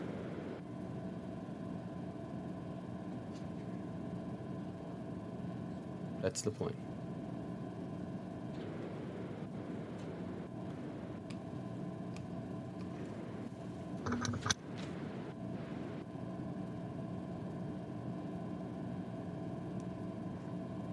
So we've had 62 calls for service, and we have opened up 302 cases from those calls for service.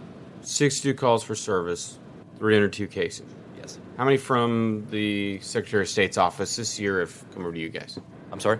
Is that probably all of it, a majority from the Secretary of State's office? I believe most of those at this point, because we had opened up a direct line of communication to citizens to complain, but I believe we have shut that down, and it's coming all from Secretary of State. Yeah, so that's from January 1st. Would you say your division, and maybe it's a better question for your chief, has the staff to handle this kind of load? I've answered this question a lot, and it's a difficult question. The answer is yes, they are working hard. They are overworked, in my opinion. And so I wouldn't even let Jonathan answer that, because I don't want him to feel the need to admit any kind of defeat. They are adequately servicing the needs that we have. It has grown so fast, I don't know at the speed of which they're coming in if it's sustainable long term. As the supervisor of that division, I do not see long term with 4 prosecutors handling the caseload as it is currently set out and what we've seen in the trend. I do not see that long term being sustainable. Mm-hmm. It's almost like you're a lawyer when you answer that question. We're wanting to know yes or no. It's just odd. Okay. Thank you, members. Any other questions? Thank you, Mr. Reno. Mr. Schofield. Mr. Reno, thank you for being here this morning. I appreciate it, and appreciate the work that you do to try to keep our elections fair and safe. I understood you to say that the types of cases we're seeing are tending to be more multiple defendant and multiple votes stolen, as opposed to single defendant, single vote stolen in the past. Is that the trend that you're seeing? I believe that is what I said, and let me clarify. It is a combination of, one single actor committing multiple large-scale fraud, as well as multiple actors working together to commit larger-scale fraud. Let me both. ask a question that addresses the second part of that. 2 sessions ago in the 85th, we passed House Bill 1735 that added Section 276.011 to the Election Code, making it a crime to participate in a vote harvesting organization, and bumping up the offense enough, because we heard from prosecutors, if it's a minor misdemeanor, nobody cares and we're not prosecuting it. So we tried to give prosecutors and the AG's office the tools they need to combat these. What do we need to give you to help you combat these going forward? I mean, now with the 2 sessions since, I don't know the tool's been used a lot. Does the Attorney General need direct prosecutorial authority? Are you hampered by dealing with the locals? If we're seeing an increase in the vote harvesting organizations, why are we not seeing a serious prosecution increase for those type of offenses? It's a very good question. I will attempt to answer it in a couple, because there are a couple things in there that I want to make sure I get to. I do believe that the Attorney General's office has direct prosecutorial authority. So do I. The reality of what that means, having quote-unquote original jurisdiction over election fraud cases, is that we can file those cases with the grand jury, and we can be the lead prosecutor on that case without having to ask for permission from a local district attorney. The reality of what that really works out, having been an assistant district attorney, is if I am a AAG looking to file this or present this case to a grand jury in Dallas County or in Denton County, I have to call the local DA to find out what the schedule is for that grand jury and finding time to get on there. And so you're still working with your local DAs. Now, The local DA who's on the ballot that had the mischief involved. perhaps, but the law that gives us original jurisdiction also allows us to present that case in a contiguous county of where the actions took place, which I think for the most part has worked. We have seen cooperation. We have not had any local DAs push back and say no. Because of that contiguous county portion of it, it allows us to not take it right back to the area that is in question. In your opinion, in order to combat this trend that you're seeing of increased complexity of multiple ballot harvesting, in order to be able to enforce this statute, would it be of use to the Attorney General to be able to directly impanel a grand jury? I believe that it would. And I say that knowing that that type of authority would ruffle some feathers. I do understand that. But our ability to be able to make a phone call to a judge and say, we need to have a grand jury on this issue, and not have to rely on the politics or asking for any of those things. Being able to directly have that authority, I think would help. I don't know that it's going to make a drastic change in the ability to ultimately prosecute those cases because we've not had any pushback. My thought on that is this: it's not a problem until it would be a problem. And so if there's a way to address it, and I know that the local district attorneys would cringe at the idea of giving the Attorney General's office the ability to impanel a grand jury. However, if we have original jurisdiction, I think having the tool of impaneling a grand jury should go along with that. I think they go hand in hand. And I'll tell you, I saw the trend of increasing complexity and increasing multi-vote ballot harvesting. That's why I filed the bill. This bill was my bill that we put into a Wayne Faircloth bill and passed it. And it was intended to be a RICO statute. It was intended so that we're not just busting a guy on the street with 3 mail ballots. We're able to get him to flip on the guy who paid him and the guy who paid him and who organized this. Because it's one thing for somebody to come in and pretend to be me. And we've heard a lot of people trying to poo-poo voter ID saying, oh, there's not voter impersonation. And I was never saying that anybody's stealing an election by taking one vote. I'm saying they're taking elections by stealing lots of them through organized crime activity. And if that's occurring and if that's what you're seeing, I want to make sure you have the tools to prosecute it. And by the way, before people start thinking it's partisan, when we had a hearing on this, the vast majority of the testimony was about nonpartisan races where there's money involved, whether it was water districts or school boards, or if we take over this board, we own all the contracts. And that was, we had hours of testimony on it. I didn't call a single witness. They all came flooding up because they've seen this happening and no one's addressing it. We've given you the statute. Tell me what you need from us to address it. And I'd love to further speak with you on that, Representative. I think Jonathan White, the chief of our election fraud unit, as well as our law enforcement folks, would be better to address exactly what it is that they're needing. For me, it's a manpower issue. I'd love to give them more more people so they can do more stuff. If you increase the investigators, then you're going to have to increase at some level the prosecution side of it, because you can investigate the heck out of a case, but if you don't have somebody to turn it over to and prosecute it, it's just going to backlog there. So there is some growth that could happen, and for me, I'd like to see that happen for them, so that they can continue to do the good work that they've done. They're working hard, they're doing great things. They're just drinking from a little bit of a fire hydrant right now. Thank you, Representative. Mr. Reno, just for some efficiency's sake, and I see that that Chief White has come up. Could you quickly tell us, where your expertise lies, and maybe certain questions that we might ask you, they're going to be better prep for him. That way, we don't bother you with that, and we'll have him come up. So we just be efficient. So Jonathan White has been with the agency, and Jonathan White is actually still here. This is Major Sunley, who came up to help me out.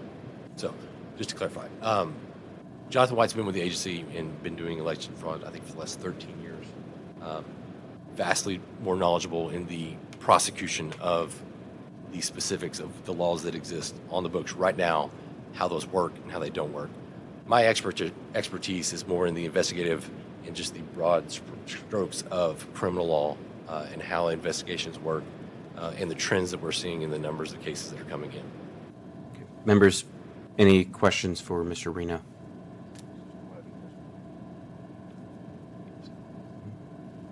Vice Chair Gonzalez. You were mentioning earlier that the 300 new cases, right? But just in 2021. The 300 cases was for the entire year for 2020. Okay, but you said there's. I don't believe we have any numbers or metrics for 2021 yet. Okay, so those are, and you said it's about 500 cases that you guys currently have open right now. So, and that's the apples to apples that I wanted to make sure we were talking about. So on the investigative side, that is a complaint that is made and they open a case, meaning case number 1 through 300 gets a number. From case number 1, you may have 10 charges that are filed. And so from the prosecution side, there are currently 500 and some odd cases that are currently pending in criminal district courts or county courts. They're still pending a prosecution. Correct. So they haven't been charged with anything yet. They're just being investigated. No, at that point, those charges have been fully investigated and presented, and they are pending in court. Okay. Do you happen to know of those that are pending, how many of those are people of color? I do not know. Can we get that information at some point? We can certainly take a look at it. I have a couple more questions. What measures do you have in place to ensure that election integrity prosecutions are not done in a partisan way? I would ask Jonathan. He's got more of the institutional knowledge in that regards. As a prosecutor, I will tell you that it's not about politics. It's not about winning and losing. It's about justice. And that's the bottom line of what I have done for the last 16 years. I know that Jonathan White, I know him personally, would not go after somebody just to go after them. Like you do that as a prosecutor, and you're not going to be a prosecutor for very long, period. And are there certain violations that are prioritized over others? I'm sorry? Are there certain violations that are prioritized over others? Not that I'm aware of. A complaint that comes in, certainly, if there was a more immediate need, if there's something that occurred more close in time, perhaps you might want to make a move there to contact witnesses sooner rather than later. But I don't know if there's a priority just based off of what the complaint is or anything like that. Thank you.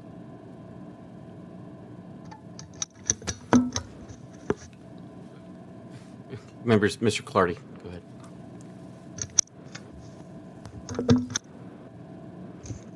Thank you, Mr. Chairman. And thank you, Mr. Reno, for being here and testifying. Just some follow-up questions. You've described this surge in cases you've seen in the last few years. You told us 2020, I think the 300 cases or plus are being investigated. Just for historical purposes, can you back up 2, 3, 4, 5 years, whatever's available to you, and kind of tell us what the trend line has been? Absolutely. I anticipated that might be a question that got asked. So I had our law enforcement division kind of run those numbers. And congratulations, by the way, on finding the coffee. I'll be looking for some as well later. Got to know how to scrounge in this building. So, and if I may. So for calendar year, I had them breaking down by calendar year because I think it's easier to identify what was going on in that year. If there was an election that year. And so working back from 2016, the cases that were open in 2016 were 14. That's law enforcement investigative cases. So not any charges, it's just the cases, the number of cases that were open. In 2017, there was 45. 2018, we had 35. 2019, we had 27. And then in 2020, we had 307. And let me have you focus on the pending cases now, the 300 plus you've talked about at some length. Is there any commonality in where those cases come from? Not who files the complaint, but geographically. Does it seem to focus on certain parts of the state more than others, or is this widespread, kind of equally distributed around the state of Texas? I don't have any metrics on that. I don't know that we have pulled anything together. We can certainly take a look. I think anything that you probably would hear from, our folks right now would just be anecdotal. But we can certainly take a look and see if there's a way to pull that geographic information. And certainly don't do anything to invade the investigative process or any prosecutorial privilege or discretion. But I think it would be helpful to see where we're having the problems, at least, and again, they're complaints, they're not adjudications, there's not been a finding of guilt. But I don't care what profession you're in, 10% of the people cause 90% of the problems. And I'm expecting that if we look at this, we're going to find that of the 300 cases, a large majority of them are going to disseminate. They're going to originate in the same places over and over and over, which may give rise to Mr. Schofield's point to some more organized activity, which we should take a deeper dive into. Does that make sense? It does. It does. With respect to the cases themselves, to the extent you're able to talk about it, again, what kind of acts or actors, is there a kind of a recurring theme? This is always the angle that they try to attack the election process? If I could hopefully answer your question by talking about the number of charges that are currently pending. They've been indicted. They were pending in criminal court. I mean, the investigation has completed, and we have filed those cases and they're pending. So we've got some 500 cases that are pending. Okay. About 2/3 of those charges are mailing ballot fraud. Okay. So that I hope that answers your question in the sense that that was my suspicion. But you're the one handling the cases. And I've said today, if there's an area of our election process is most susceptible to mischief, it is the mail-in ballot process. Is that consistent with your history of investigation and prosecution? I think those two statements are consistent, yes. All right. With respect to the remaining third, what is there any kind of a second or third tier fraud allegation that you see that it keeps coming up?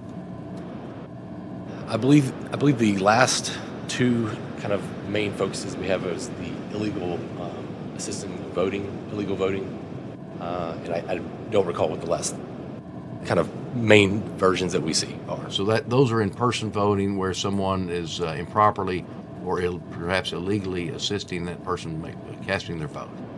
Yes, but I think you can also charge that certain provision even in the mail-in ballot process. So there may be some additional mail-in ballot problems, not with actual fraud or theft of identity of someone's ballot, but in illegally or impermissibly, I'll use the word, quote, assisting someone vote. I believe that is correct. So again, that would even add to the numbers from the 65%, where the original problem, the weakness in our system, is in the mail-in ballot process. That is certainly what we're seeing on the criminal side.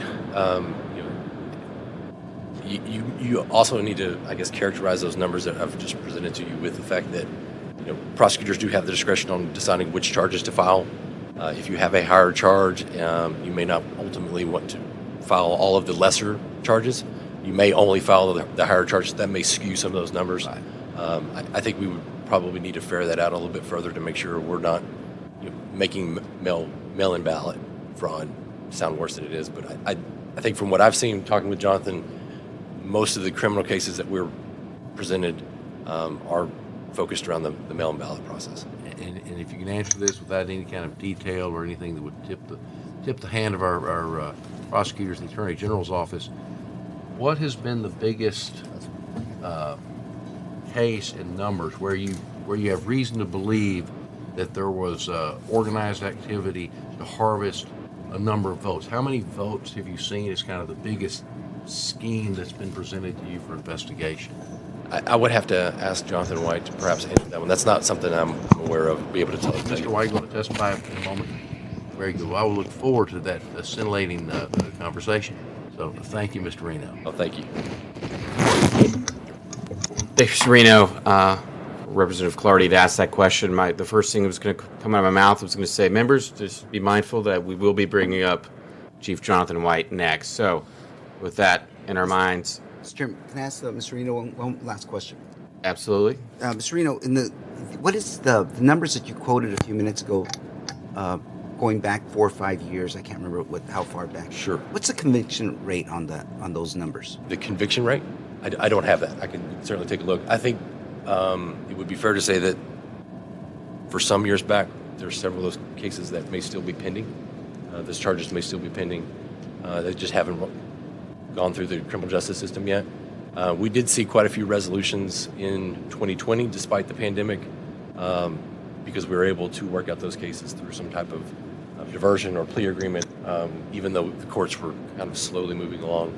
The more serious charges that are being very highly contested, those are still pending and will be pending until the courts open back up. Sure. I can certainly come back and try to get some information. Or you could forward it through the chairman's office. He could send us that information. Chairman. Thank you so much. Please. Chairman, can I follow up with that? That was. Please go ahead, Mr. Busey. Thank you, Mr. Chairman. That was going to be my main question. It was back to, and if you say you don't have the data right now, if you're going to provide it, I was curious about the number of indictments and then the stats on convictions back to January 15 when the Attorney General took office. I mean, obviously, you've been sharing these data back to 16. We're talking about indictments here, right, with all this data, so not guilt. Again, I know numbers can be confusing, and so I want to make sure I'm very clear. The numbers that we're talking about are cases opened by the investigative division. Mm-hmm. Okay. So the years back to 2016, the 14 in 2016, 45 in 2017, yeah, 35 in 2018, 27 in 2019, and the 307 in 2020. Those are investigative cases that were open. On the prosecution side, I don't have the specific numbers. Jonathan may have those for you. Okay. And those are the 500 or so odd cases that are pending in court right now. Okay. Of those, about 400 of them have been filed within the last 12 months. Sure. So those are the only prosecutorial charge numbers that we have versus the specific numbers that I read per year. Those were investigative cases. But most of these cases, we don't have guilty, not guilty charges yet. These are pending. Many of them are pending. At least 500 something of them are pending right now. Yes. And we'll ask. I'm sorry. Jonathan White. Mr. White. But if we don't have that answer, I'd love for this committee to get the data on cases that have come before y'all that have been resolved and the outcome of those cases. I appreciate it. Thanks, sir. Thank you. Mr. Reno, any further questions that could maybe wait for Mr. White? Yeah. Ms. Beckley. I just have one question that has two parts. Sorry. One question, 12 months. No, just I am not a lawyer, so I do not have 12 parts to my questions. Thank you. Yeah. So what is the total cost of the election integrity unit? I can pull that for you specifically because I don't want to just kind of shoot from the Yeah, you thing. probably don't want to do that. And probably a good idea. Do you want the grant-funded positions to be? Yeah, I want the complete total. Could you break it up for us and you can send it to Chairman? Absolutely. Yeah. And then how do you measure its success?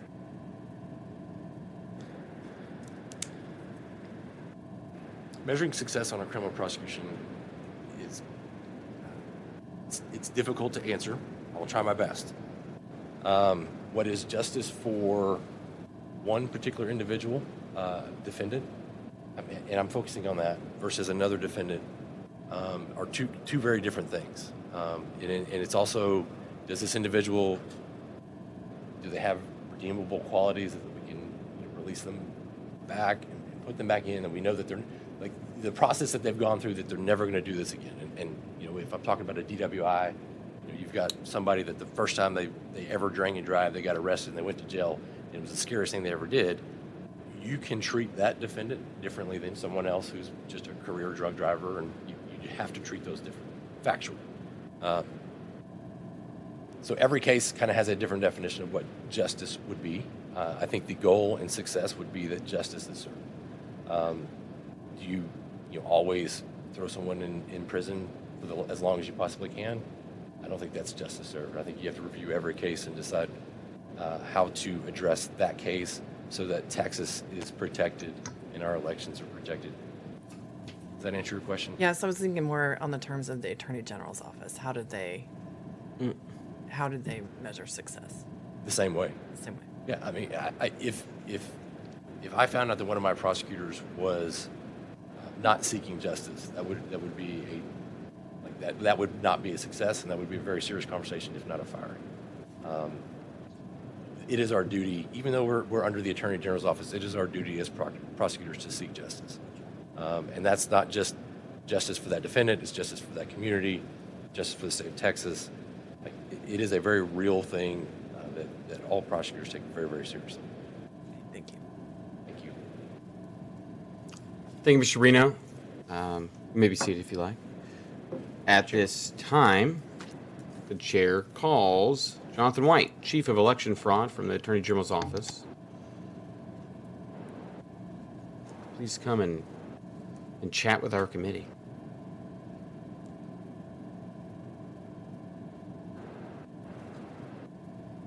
Well, Mr. White, we've said your name a lot today, and so we had to bring you up, buddy. If you could just state your name and tell us what you do. Sure. Good morning. If it's still morning.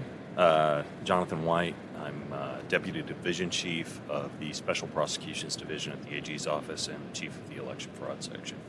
Mm-hmm. Members, do you have any questions of Chief White? Mr. Jatan. Go ahead. Thank you, Chairman. Chief White, appreciate what y'all do. Just want to talk a little bit about the backlog and trying to get a better understanding of it. It was mentioned that there's some 500-something cases open, and it's kind of doing the math. It looks like this. How far back is the backlog that we're looking at? What are there case? How old is the oldest case that you're looking at this point? I would say on average, well, I can tell you that approximately 400 of the 500 offenses that we have pending in court were filed within the last 12 months. So, you know, and within the 100 cases or so that are older, all various ages of cases that have been on the docket because of COVID and for reasons before that, for, you know, some of them extended periods of time. But, you know, 400 of the cases are of the charges are less than 12 months old. Okay. And so you had mentioned there's various reasons those might be delayed. Is manpower and resources one of the reasons that they might be delayed, or is this other factors playing into that? That's more attributable to the speed at which cases move through criminal dockets, which is very slow in general. And election cases don't get priority over murder cases or jail cases where people are sitting in jail, defendants are sitting in jail. So the fact that we may be on a special docket and the fact that the courts have been shut down for jury trials for at least 12 months with COVID, that's probably the main factor. Okay, good deal. And then as far as the type of cases, have you seen change? So I know mail-in ballots was listed as kind of the biggest chunk of things. Has this been a trend for a number of years that mail-in ballots is kind of the main area that we're finding fraud, or are there other? Is there a shift going on? No. The mail ballots have always been the kind of the driving force of our caseload. They represent, you know, on average, almost 2/3 of our prosecution cases.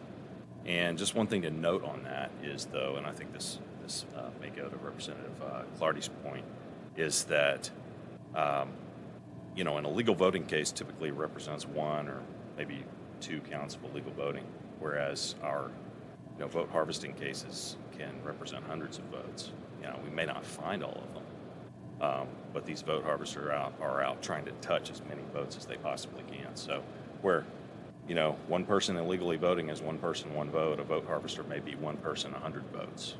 Gotcha. Okay. And so as we kind of look at legislation, are the statutes as they currently are they supportive of prosecuting those types of fraud that you're finding? Are the statutes strong enough, too specific, too broad, too whatever to be able to make sure that we're finding justice on this? We have a handle on some areas, and other handles we don't have as good of a handle on. Those areas typically correspond with areas where we are trying to accommodate certain types of voters. And we're trying to make it easier for people to vote. And bad actors target those accommodations in the law as weak points, which they are, and exploit them. And one thing that could be done is you could do an outright ban of harvesting votes for money. Okay. Just outlaw paid vote harvesting. And on the backside of that, create a civil remedy so that candidates have recourse against candidates or vote harvesters that, harvest against them in their elections. And that'd be a way that you could take on this issue head on. Because right now the vote harvesting statutes that we have are very technical in nature. It's whether a assistant who assists a voter with a mail ballot provides a paper trail and providing the information they're supposed to on the envelope. Well, if they don't, how do we find them? There's some technical things about what you can and can't do when you're assisting. And we have kind of a framework from the Voting Rights Act where a voter can choose any person to assist them. So we can't categorically restrict certain people like, campaign workers, paid vote harvesters, right? You can't categorically restrict people from assisting voters, but you could criminalize payment of vote harvesting services. And so that's where I would recommend looking. Gotcha. Okay. I really appreciate that feedback. Sure. Thank you. Members, any other questions for Chief White? Mr. Schofield. Mr. White, good morning. Thanks for being here. I know that you are familiar with Chapter 276.011 of the Election Code regarding the basically what I call a RICO statute. So I'm going to ask you the same question that I asked Mr. Reno, which is really two parts. One is, do you believe the Attorney General under current law has direct prosecutorial authority on these cases? We absolutely do under Chapter 273. And you can do that without anybody else's permission? That's correct. Okay. And then the second thing is, would it help the Attorney General's office in prosecuting these cases that we're hearing this morning are happening if we gave you the ability to impanel a jury yourself? Yeah, that certainly wouldn't hurt. That'd be a tool in the toolbox that we could use, or at least it would be something that's there so that when we call a DA, we don't have to impanel our grand jury. We have the ability to, but why don't we just use yours? We like to get along with local DAs, and we don't like to step on people's toes. And if a DA wants a piece of a case, we give it to them. We don't elbow our way into any cases, and we encourage local DAs to get involved in prosecution of these cases because they're difficult, and because we have limited resources, and they have local resources. And DAs have limited resources as well, but they're local. So we like to partner with local DAs as much as we possibly can on cases to get cooperation. But yeah, any tool in our tool belt would probably be helpful. And so it's been, I guess, 4 years since we passed this statute. You've seen an increase in ballot harvesting type offenses and mass organized cheating, or at least we've been able to detect it more. I'm sure it's been happening forever. What, in addition to the things that I've mentioned and things other people have mentioned so far today, what tools would you envision would help you get to the bottom of this and prosecute these cases? What haven't we given you that you need? Well, if I could loop back to the organized vote harvesting statute, we've used it. We have at least 3 major cases I can think of off the top of my head that we've charged multiple defendants with organized election fraud. in Edinburgh, in Gregg County, and recently in Medina County. And so that is a useful tool, but its limitation is that it relies on the violation of existing statutes in the election code, most of which are very technical in nature and have problematic elements. And one thing that could be done, as I mentioned earlier, is criminalize paid vote harvesting altogether and just go head on at it. Now, have you made any efforts, or have local prosecutors made any efforts to, and again, I envision this being a RICO statute, have you made any efforts to take the street-level offender and, with threat of prosecution, get him to roll over on the people above him who are really organizing all of this? That's always something we look to do, and usually that doesn't pan out. I think that as the threat of prosecution and the threat of legitimate punishment increases, cooperation might increase under that, but also realize that in organized vote harvesting, you have different levels of complexity in these organizations in different parts of the state, depending on generally population. And I would say, to an earlier question, our cases are dispersed. The largest factor is probably population, and it's all over the state. The heavy population areas have more fraud than the lower population areas, right? But in terms of the levels of complexity, you've got small areas, you've got candidates themselves that are going and putting their own hands on ballots. So there's no really up the chain, nowhere to go up the chain in those cases.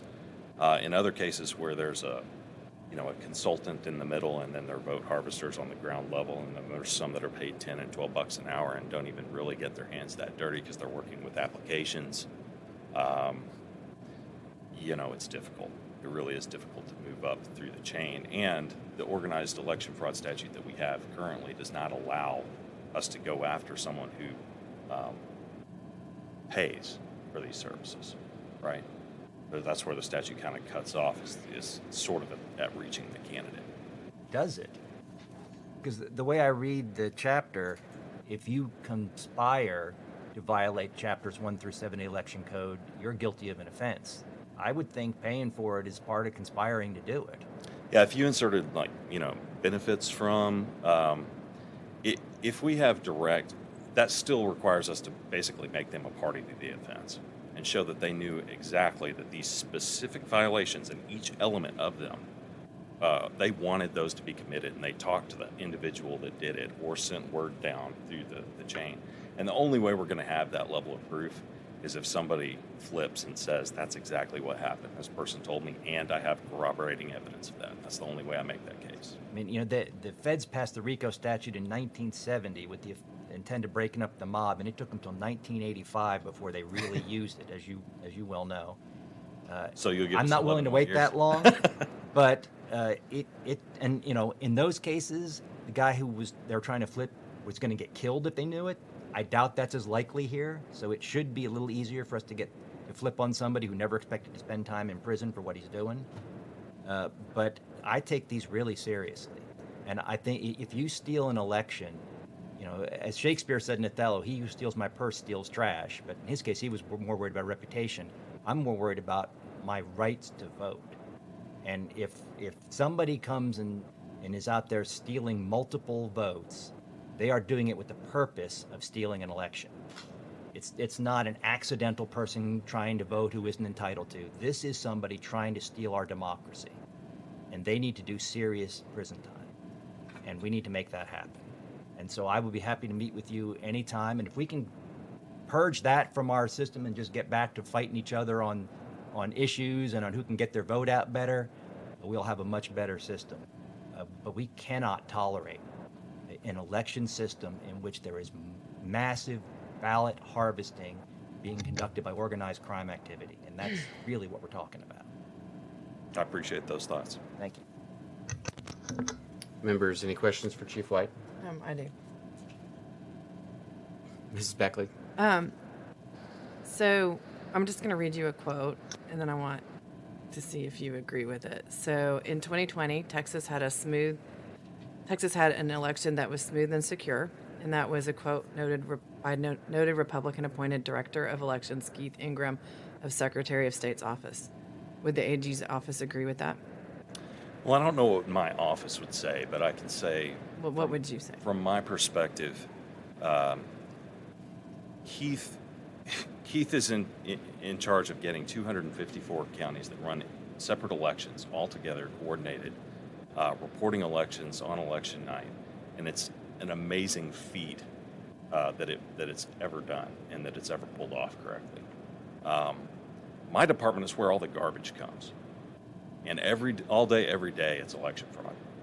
So I think you have to understand the difference in perspective when Keith sees millions and millions of votes go off without a hitch, and sees the fact that the majority of voters are honest people and upright people, and we depend on that because a lot of voting is on the honor system. I see the bad actors, and I see them all day, every day.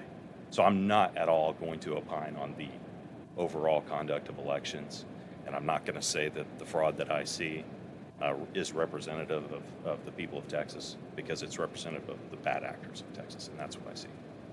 So do you agree or disagree? Simple. Could you read it one more time? Texas had a smooth election. Texas had an election that was smooth and secure. Do you agree or disagree with that statement? I think I would defer completely to Keith on that statement, because I don't see the conduct of the So election you're not going to overall. answer the question? I don't. That's not my department. I don't oversee elections. I don't oversee how elections are conducted, and I see the bad actors, and so I've seen a lot of fraud and a lot of complaints, and so you're talking to an election fraud prosecutor who doesn't opine on the overall conduct of elections. But maybe someone else from my office would opine on that, but I don't think that's my place, respectfully. Okay, thank you. The chair recognizes Representative Busey. Thank you, Madam Chair. Mr. White, I just wanted to follow up from the earlier questions. And if you don't have the data now, I just wanted to make sure we were kind of going to get to it. I was really hoping, and I appreciate y'all sharing the numbers back 2016. My initial question was tied back to when we had the Attorney General take office in January 15. I'm curious about all the cases. There's 500 pending. There's some that I assume have been closed out. Of the closed out cases, I'm just curious about the results of those back to January 15. Do we have stats on how many were found, to be guilty of these accusations, these indictments? If we don't have it, can we get that to the committee? We don't actually keep specific stats on each individual outcome, but what we track is resolved prosecutions, and those include convictions, deferred adjudications, and diversion programs where we have an admission of guilt. Okay. An admission that the offense occurred. We track those in total numbers, and Sure. I can't say off the top of my head what those numbers would be since 15, but it's a couple hundred offenses that we've resolved prosecutions on. There's not a tracking either of number of cases open for investigation to prosecution or to conviction or anything like that as well. And one investigation case could result in multiple defendants, multiple offenses. It just varies, and a lot of investigations are shut down on the investigation side and don't become prosecutions because of lack of evidence, because no offense occurred, for all different reasons. So if y'all do have anything along that lines that you could share with us, I think it'd be helpful. We've got 16.5 million registered voters, I believe. And this is important, and we want to make sure. I'm just curious what extent this is actually of our number of voters and the participation. And so getting that data, I think, would help us understand how, the level that this is happening among our registered voters. Sure, yeah, and I think what we track in terms of number of investigations open, that gives you an idea of, you can see what complaints are referred. You can So about check those 500 numbers with complaints right now.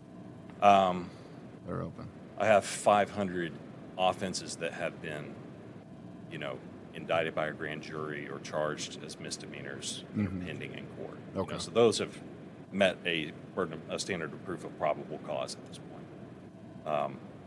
You can look at all the election violation complaints filed with the Secretary of State as a metric. You can look at the calls for service for our Office for an Investigation as a metric. You can look at cases opened as a metric. You can look at prosecutions resolved and prosecutions pending as a metric. That's basically what we have to offer. Okay. Yeah, anything you can share with us would be helpful. I'm just trying to figure out, based on the questions, how widespread this actually is when we're talking about 16.5 million people that are registered to vote, because it's a small number, and I'm just trying to get to the number of what the outcome of these investigations are. And since many are tied to ballot by mail, as y'all talked about, I think 2/3, just want to see what the outcome is and what we need to be doing. But I know in a lot of cases, people, because of disabilities and other reasons, are allowed to have someone assist them. So just wondering when those become accusations that then we find, it was just an assist and it was done legally and it was helpful, as opposed to, the difference between an indictment obviously not meaning guilt and then finding guilt. So Sure. just having that data, I think, would help us understand on the grand scale what's happening in Texas. Yeah, we'll absolutely provide all of our I appreciate prosecution data to the chair. Thank you, sir. Thank you. Chief White, can you, real quick, this may help some of our questions. Can you tell me about the division? So, Mr. Reno explained, he kind of went down some numbers: 10 sergeants, lieutenant, analysts, prosecutors, chief.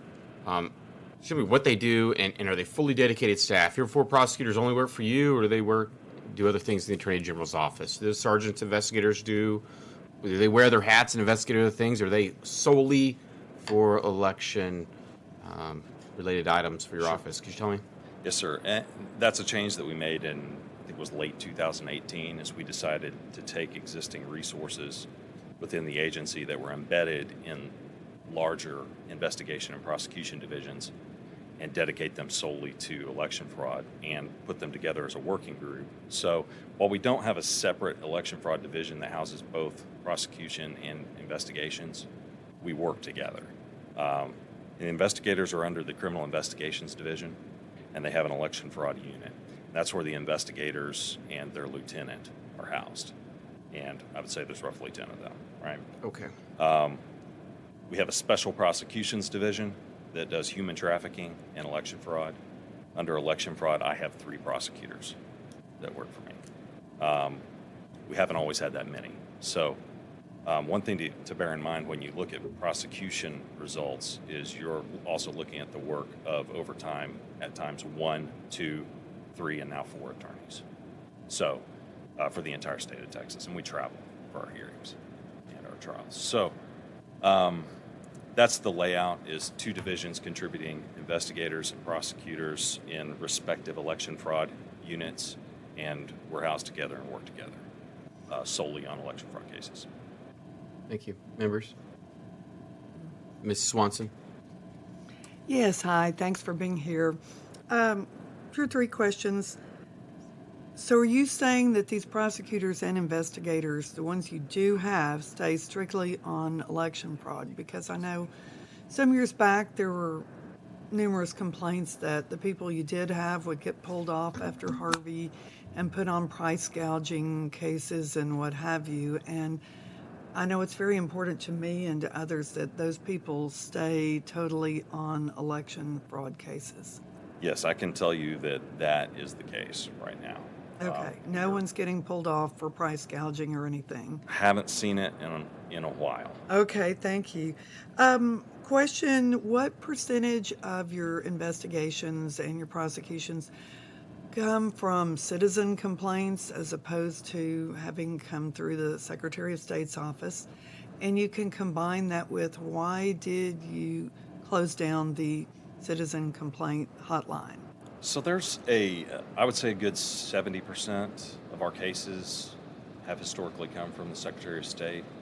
The remainder of those come from a combination of elections administrators, local law enforcement, or local district attorneys, or citizen complaints. There's a format for a citizen complaint under Chapter 273 of the Election Code, Section 001.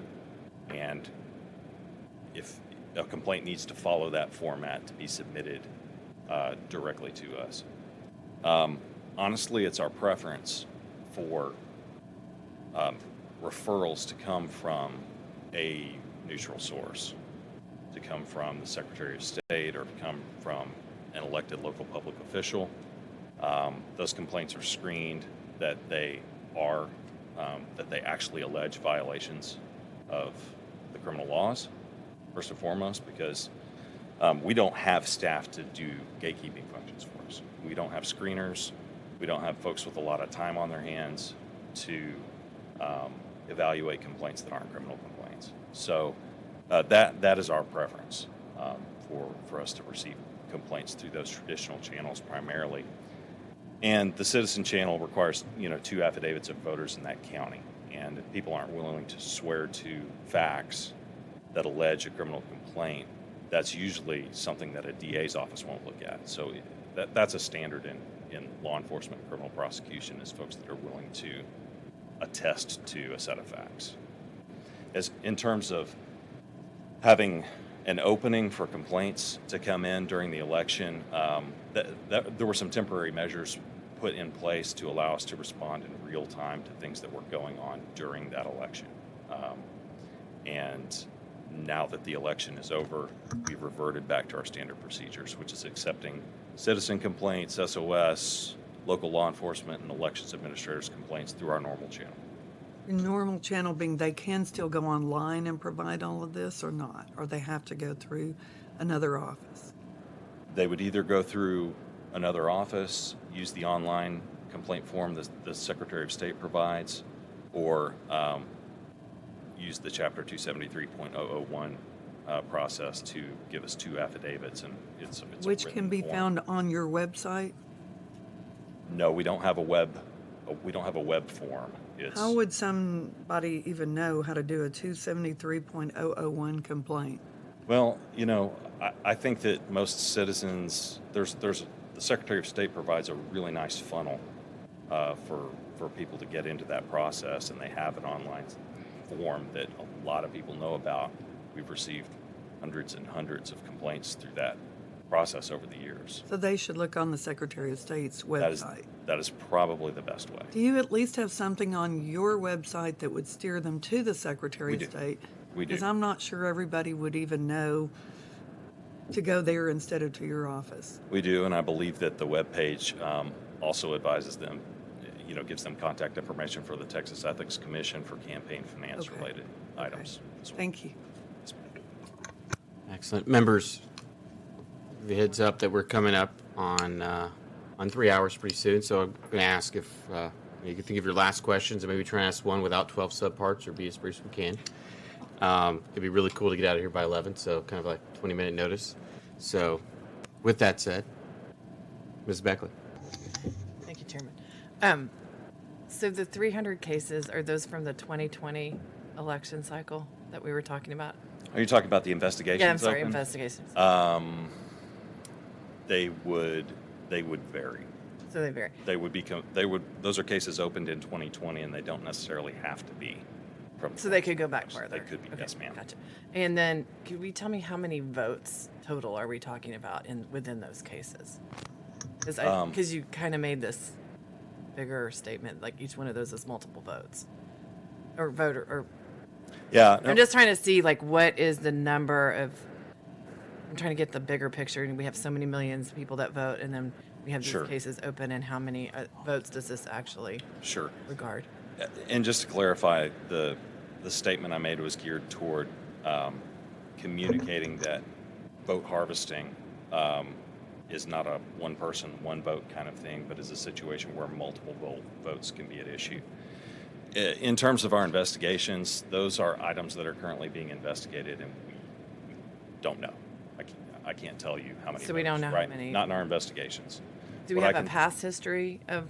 I'm just trying to see what this percent. I'm trying to get the bigger picture here on what percentages are we talking about? I don't think I could put a number on it for you. And you can look at our resolved prosecutions probably and say, well, I see what they've actually been able to prove to a level that we can take to criminal court, which is a very high standard. But in terms of investigations, I think I would be guessing.